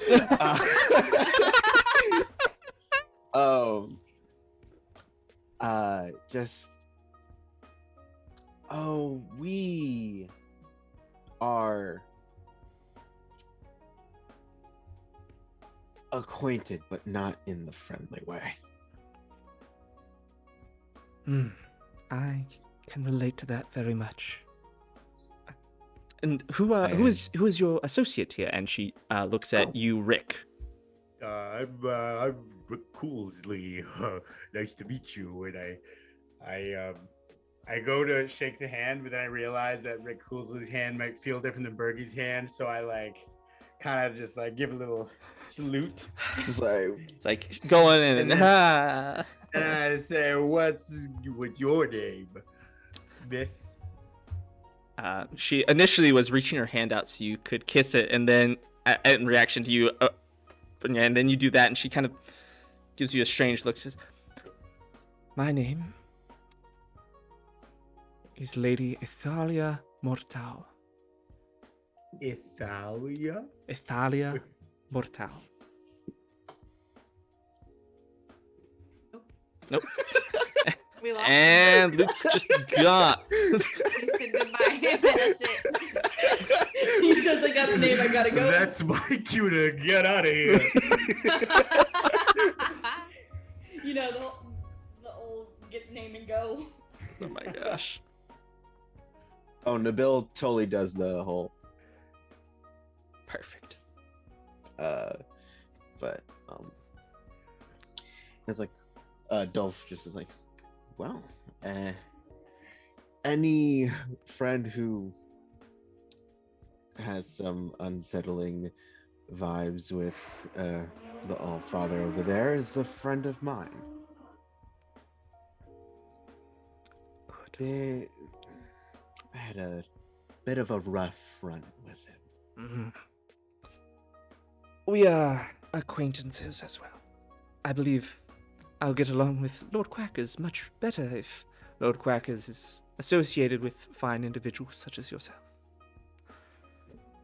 So you know what the deal is with that guy's monkey? Is he just got a monkey and we're just they felt really random. So the monkey is not currently with Lord Quackers, or not with Allfather Cure. Nonetheless, have you seen the monkey? Brings around with him? He just has a monkey now. Did you know that? Have you been made aware of his new monkey friend? I have not been made aware. That is very odd. Isn't that As weird? I thought that suppose, was- folks have their pets. I mean, you do have your familiar here. Right. Quack yourself. What? Back as well.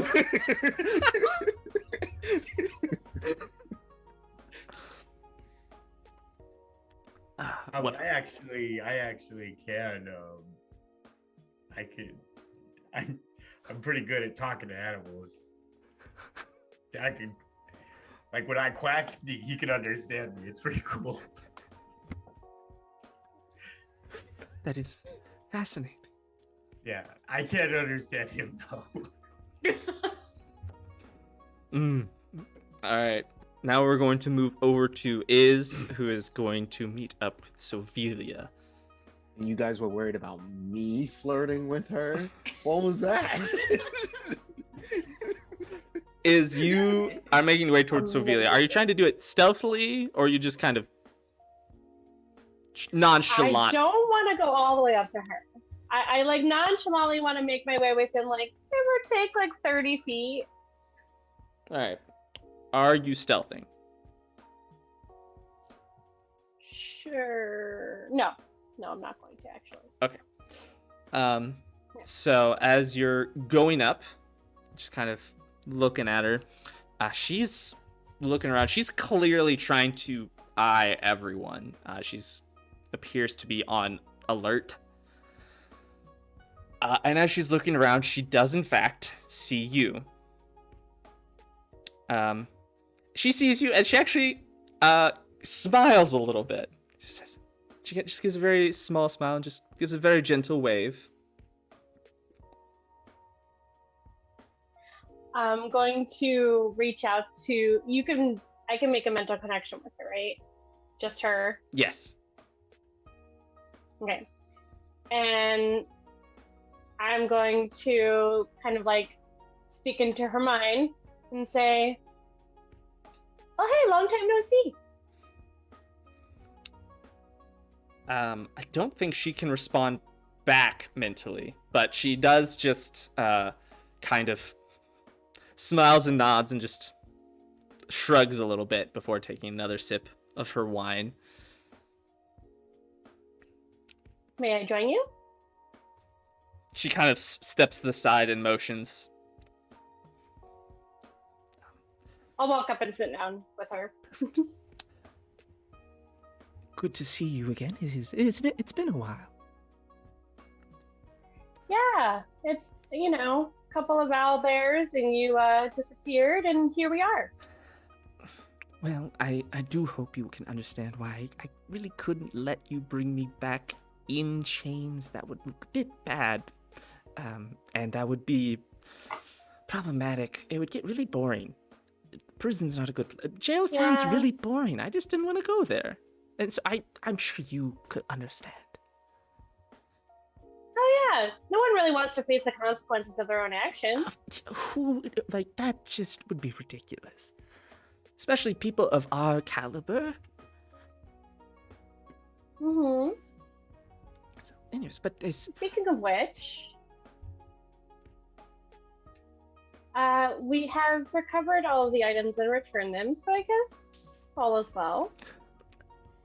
I was hoping eventually someone would figure out, where they went.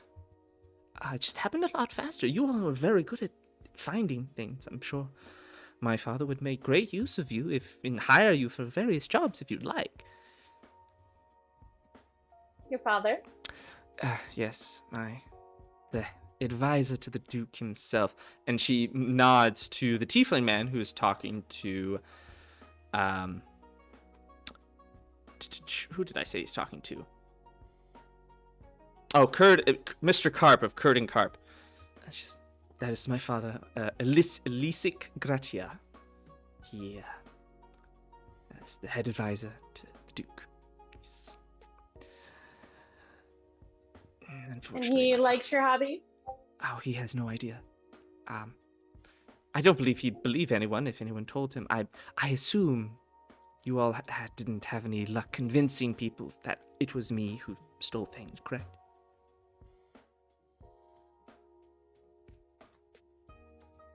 It just kind of shrugs. Yeah.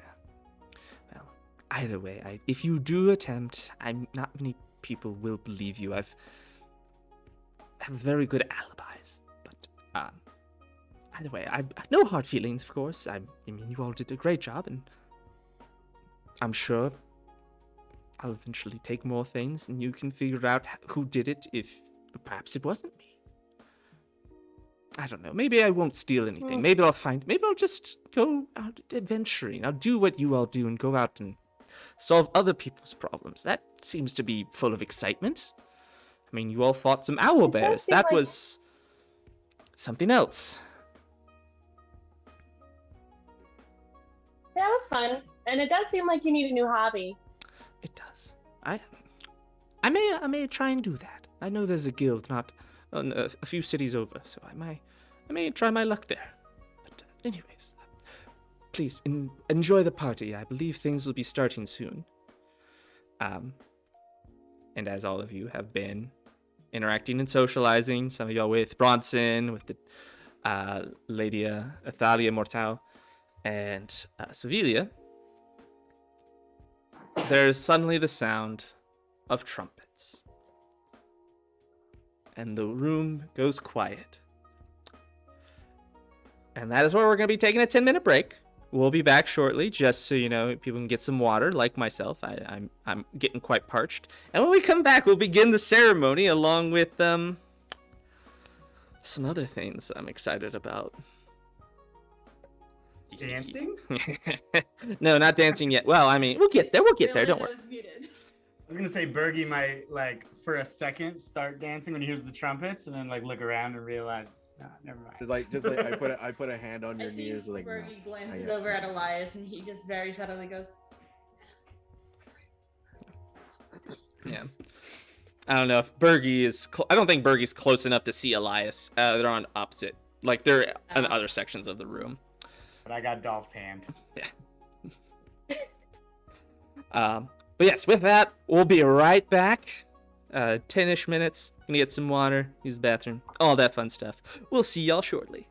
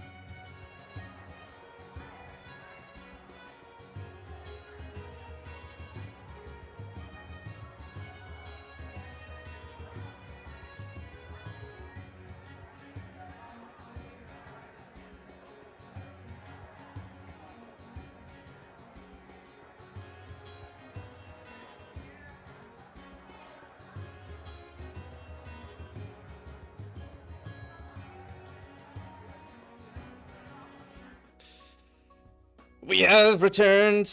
We're back from our break. I have my bottled water ready to go. Trumpets just sounded. And the Duke rises from his throne and raises a right hand to the entrance. And standing there, surrounded by soldiers dressed in ceremonial armor, is a tall young man. He's got sparkly blue eyes and long, sandy blonde hair. He wears a breastplate with shoulder pauldrons that seem to shine all on their own. He stands an impressive 6 feet 3 inches with muscles for days. And he begins to walk towards the throne as the crowd of people part before him as he approaches. As he gets to the steps, the soldiers flanking him stop at the base and turn to face the crowd while this young man walks up and stands next to his father. Allfather Cure has since walked down the steps and is no longer up there. He faces the people, and the Duke stands. Oh, he already is standing, and he addresses the crowd, and he says, "Today, we celebrate my son." And he kind of puts a strong hand on the young man's shoulders. "In this ceremony, he will be gifted a sword most unique. One he will use to defend the realm and lead with a strong but kind and gentle hand. For our many guests that have come from far away, we thank you for making this journey, and we hope you will enjoy your stay here in our humble city." And he gives a small bow to the crowd, and you can see other nobles and people who you don't recognize. Lady Athalia Mortal, being one of them, kind of gives a small bow in return. The Duke sits down again, and Ilisic Gratia, the sole advisor, walks to the foot of the stairs leading to the throne and turns to the crowd before saying, "We all understand you have brought some gifts for his lordship. Those who have brought gifts, please present them now before we present the sword to his lordship's son." And at this point, nobles just begin to bring forth gifts such as magical armor, tomes of old, various jewels. Nothing too crazy or super out of the ordinary to be gifted to a wealthy royal. Until a noble that is addressed as Lord Silitran from the country of Stromhold appears with nothing in his hands. And he gives a bow and says, "My lords, present a gift that was found deep within the forest of Stromhold. A creature so rare that none have been seen in this country of Morwan.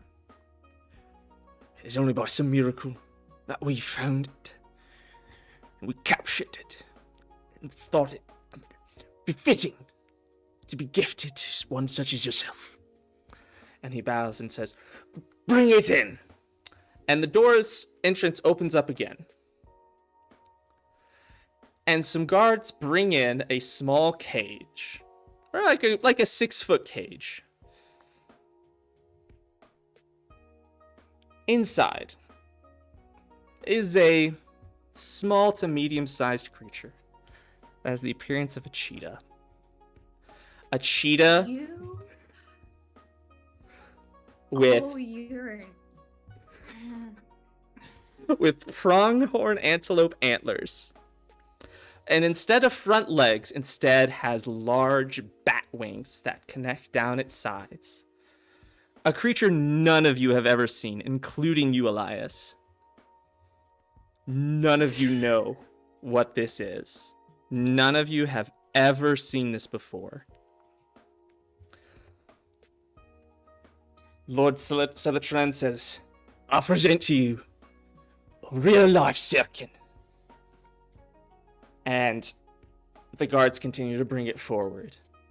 The creature is hissing and giving sort of wild looks as the crowd oohs and ahs, and it growls at each person that looks at it.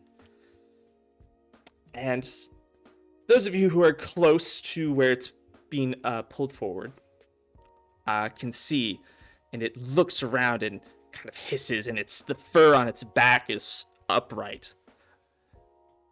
As all of you kind of make eye contact with it, in its deep black pupils, it growls and pushes itself backwards into its cage.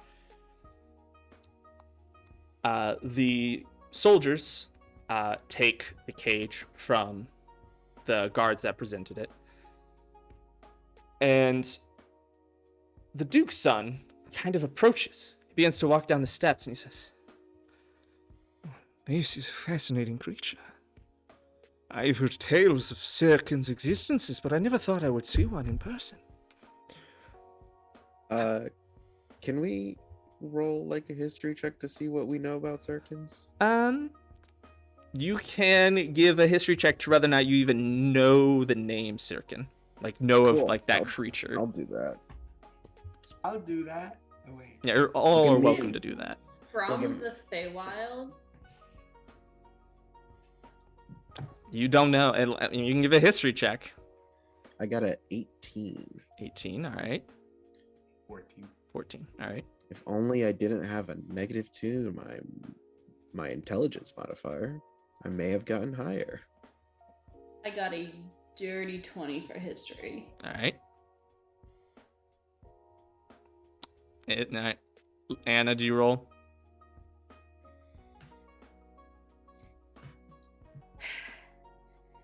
I'm really mad at you. I got a nat 20. Okay. Plus. What is this thing called? A Sirkin. SYR''KEN. This is the animal that one of my characters raised from a baby, in a different campaign. And then I watched her die. No, the character died. Not. Yeah, the character died. The character died, and I don't know if this is the same one. Obviously, Lyra would have absolutely no idea. Yeah. But she got a 25 for her history check. So, Dolf, Lyra, and Alais, you all know, you've heard the term Sirkin before. Really just kind of in more lore and sort of legend. You've heard tale of creatures that are some strange combination of beast and fae, making them not fae anymore. That's why, Alais, you wouldn't know them. Making them sort of more monstrosity in nature. But gods found themselves bored and wanted to see what they could make and make new creatures. And that's sort of the context that you've heard this term before.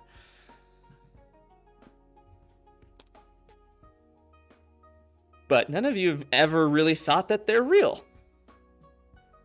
This is the first time. It's kind of like it's like a bedtime story to like scare kids to like go to sleep or something. It's like, ooh, if they're gonna go, the circuit's gonna get you.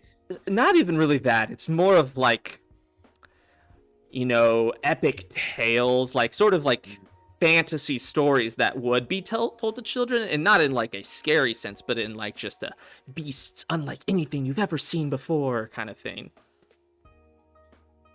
So,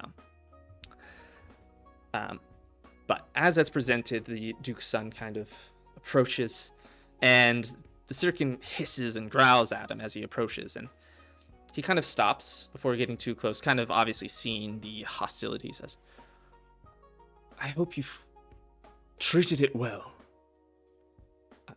And Lord Eladrin kind of gives a bit of a yes, of course, we've done it, we've treated it very well, yes. And the Duke's son kind of nods to the soldiers that walked in with him, and they take the cage and they lead it out a side room. As they do, I want all of you to give me perception checks. Oh boy. At 1.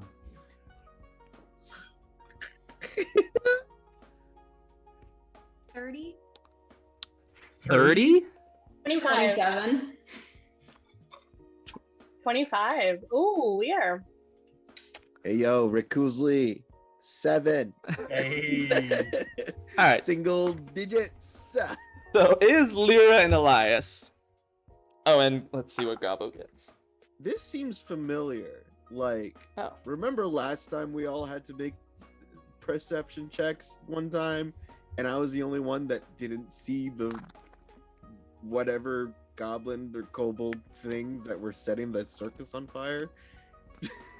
Yeah. Not that it matters, but Gabo also sees what's going on. The impressive glass roof, sort of the sunroof above. There's just some slight sort of sudden shadows that pass over. Nothing super crazy, but they don't look like, it doesn't look like clouds. The rest of you just like Burgy and Dolf, both of you just assume it's clouds. The three of you and Gabo, it was too quick to be clouds. Too precise, too small.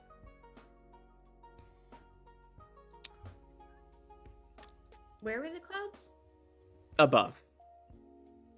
There's a sunroof, just a glass sunroof above, letting in natural light. And the shadows just kind of looked weird. Are there guards along the sides of the wall? Yeah, there's guards posted in these little alcoves that kind of overlook. They're with crossbows and bows and whatnot. Alais is gonna make his way over to one of the guards. He's very much keeping the appearance of I'm just going over here to get a drink. No need to alert any of the other guests. Keeping his cool and going over to one of the guards. All right, one of the guards on the floor, the one up in the alcoves. Because the alcoves are 15, 20 feet up. Whoever is closest. Okay, there's some guards along the wall you can be heading towards. Yeah. As you do that, Joffrey finds the rest of you. Says, it's time for us. Come. And he kind of pulls you all in. And proceeds to head to the back of the room to kind of give this very long walk to the base of the throne. As Lord Eladrin kind of gives farewells and thank yous to the Duke and his son. Yeah.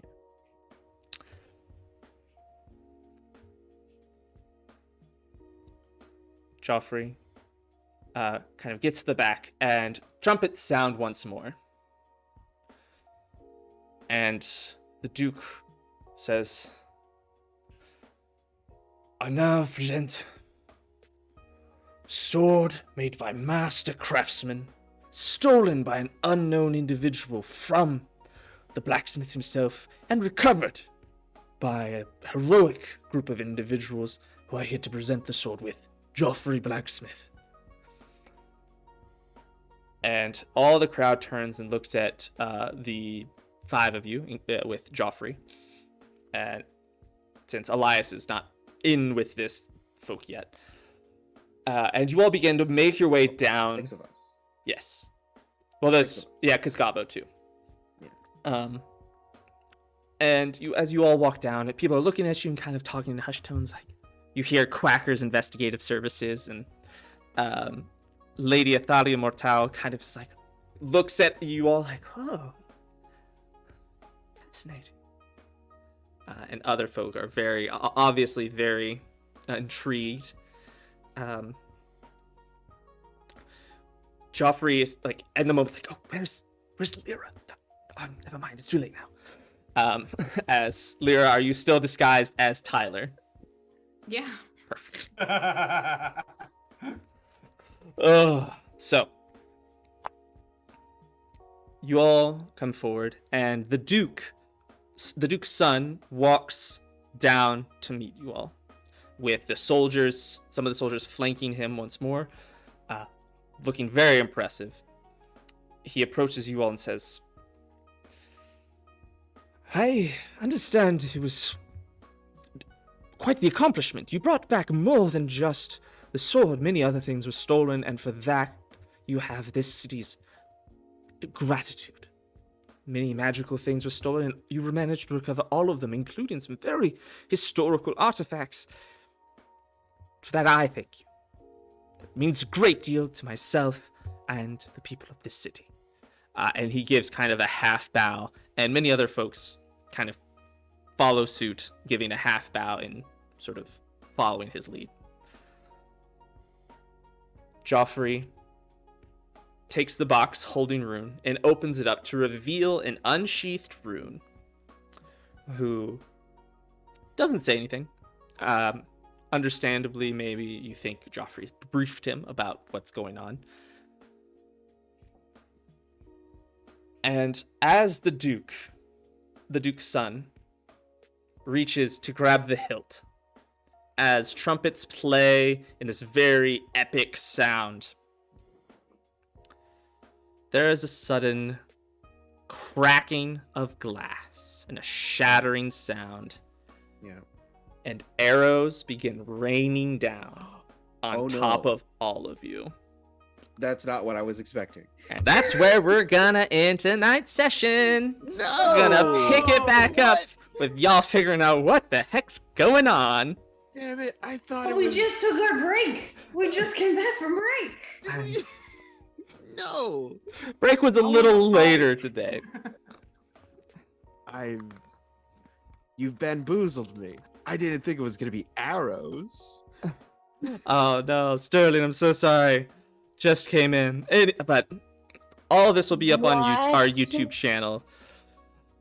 There's an attack on the castle. It's good. Yeah, I'm so excited for y'all's next session. I thought maybe we'd get there today, but Can I do the thing that Alais was doing it like while they were walking up? sure. That would have happened at the same time. Yes. As he was walking over, he is gonna cast what's it called? Divine Sense. So he'd know if the enemies are celestial, fiend, or undead. And then he's just going to go up and say, "There's some shadows going along the roof. You might want to brace for some sort of attack." So first off, with your sense, you get nothing. So they're Okay. not one of those three. And when you mention that to a guard, he's like, "Yeah, there's clouds. Just shh, pay attention." And just kind of blows you off. I'll cast command on him then. Cool. So what's the save for that? Wisdom 16. Oh, that's a 19 on the die. So it's just like, shh. Alright. If you keep talking, I'll have to take you outside. Just pay attention. The Duke is speaking. Stubbornly stupid. Yeah. With that, thank you all for hanging out and joining us tonight. All the exciting things are happening, and it's a good time. Anna, I am sorry to bring in things from your past, but it's gonna be good. A lot of things have come in from other one-shots or old campaigns this session, so but yes, thank you all for joining. Thank you to my players who are wonderful and do such a good job. Thank you to Arcane Anthems for the use of the song that you hear at the beginning, and it will be right back. The Be Right Quack screen, and thank you to our very own Luke E for making the Fowl Friends and the gifts that you see here. Great stuff. What am I forgetting? Oh, our podcast. We have a podcast. We're currently on a break. We're in between seasons right now, but we've got quite a few episodes up. We're wherever you find podcasts. Go check us out. I made this wicked Like your awesome- coffee. Yes, I have a Ko-Fi coffee account thing. That'll be put up here in the chat if you want to check that out. Or it's on our page as well, just the Misty Mountain Legends Twitch page. There's a wicked awesome new background. Did we mention this already? Oh yes, Beautiful. I did throw this together. I'm very happy with it. Not because I was unhappy with the one you made, AJ. The one you made was beautiful. Yeah. I was just. It's fine. I'll hold it against you or anything. Nah, it's fine. I love it. It's Nice. All right. Does anyone else have anything? I know AJ, you do.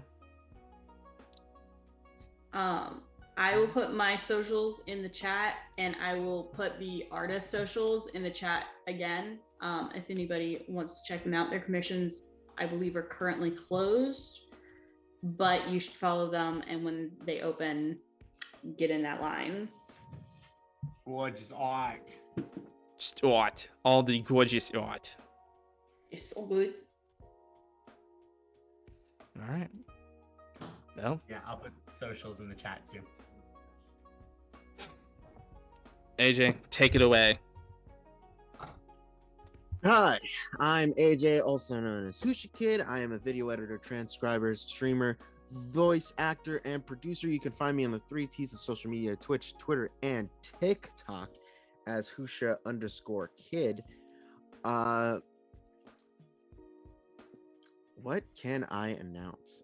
I don't really have much. The season has over on Critical Misses, our season has recently ended last week. Critical Misses is a LGBT POC supportive story channel where we have streams over multitude of TTRPGs, not only D&D. We sometimes play Mask, we sometimes play Star Trek, we sometimes play Good Society. We are currently on a 2-week break. We are soon going to be casting for our new season, so be on the lookout on their Twitter. You may soon enough hear me on multiple new shows, because I cannot control myself when it comes to people asking me to join their games. On every other Tuesday, available on every podcast service. In the midst of Giant Country, an ancient series of trials are about to take place, and our travelers find themselves in the middle of it. Join Boone Riffin, my half-orc, halfling, and monk, and their companions in the D&D 5e actual play podcast through Hollow Flames, DM'd by the lovely at It's the Riddler. It's a fun time. My character has a cursed chain weapon that could possibly be a reference to Soul Calibur, but who knows? It's probably not. I died last session for a sec, but then I came back. It's fine. Everything's fine. Everything's fine. We're fine.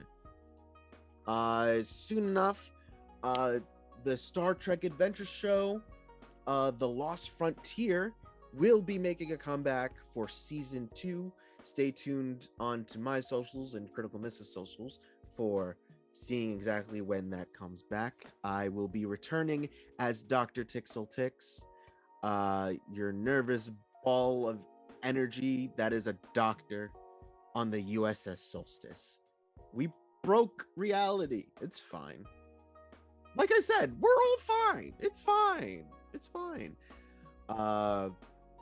Also, I will be returning for the second season of Queer Society, a Good Society game that is run on the Critical Misses. I will be playing a new character. We will see who that person is. I might be a dad. That's it. That's all I can say about that. Yeah, and just stay tuned onto my Twitter and on Critical Misses Twitter for more announcements of either casting, shows that I'm on. We'll see very soon. Also, if you're going to Gen Con, I know it's like 4 months away, But if you're going to Gen Con, I will be there. I'll be hanging out with Critical Misses. I will be hanging out with Total Party Kiss. We are just hanging out a lot for those 4 days. So if you are going to Gen Con, hit me up. You'll see me there. I'll be around. But yeah. Nice. Well, with that, I believe I have gathered everything. I've thanked everyone. Yeah. Thank you to chat once again for hanging out. Thank you to our meme page, Misty Mountain Memes. They do great stuff there. If you like everything we've done here, you can find more content at the Misty Mountain Memes Instagram page. Go check them out. Great stuff. And yeah, that's it. That's all we got for tonight. Thank you all so much for hanging out, and we will see y'all next time. Bye. Next session will be June 1st. June 1st, unless No, I lied posted to you. otherwise. June 7th. That's a different number. Oh, that's a very different number. June 7th. Whatever the That's first Wednesday. Tuesday of next month is. 7. Goodbye. Yeah, it's the I was 7th. thinking Wednesday. Bye. Love you. Bye-bye. Bye-bye.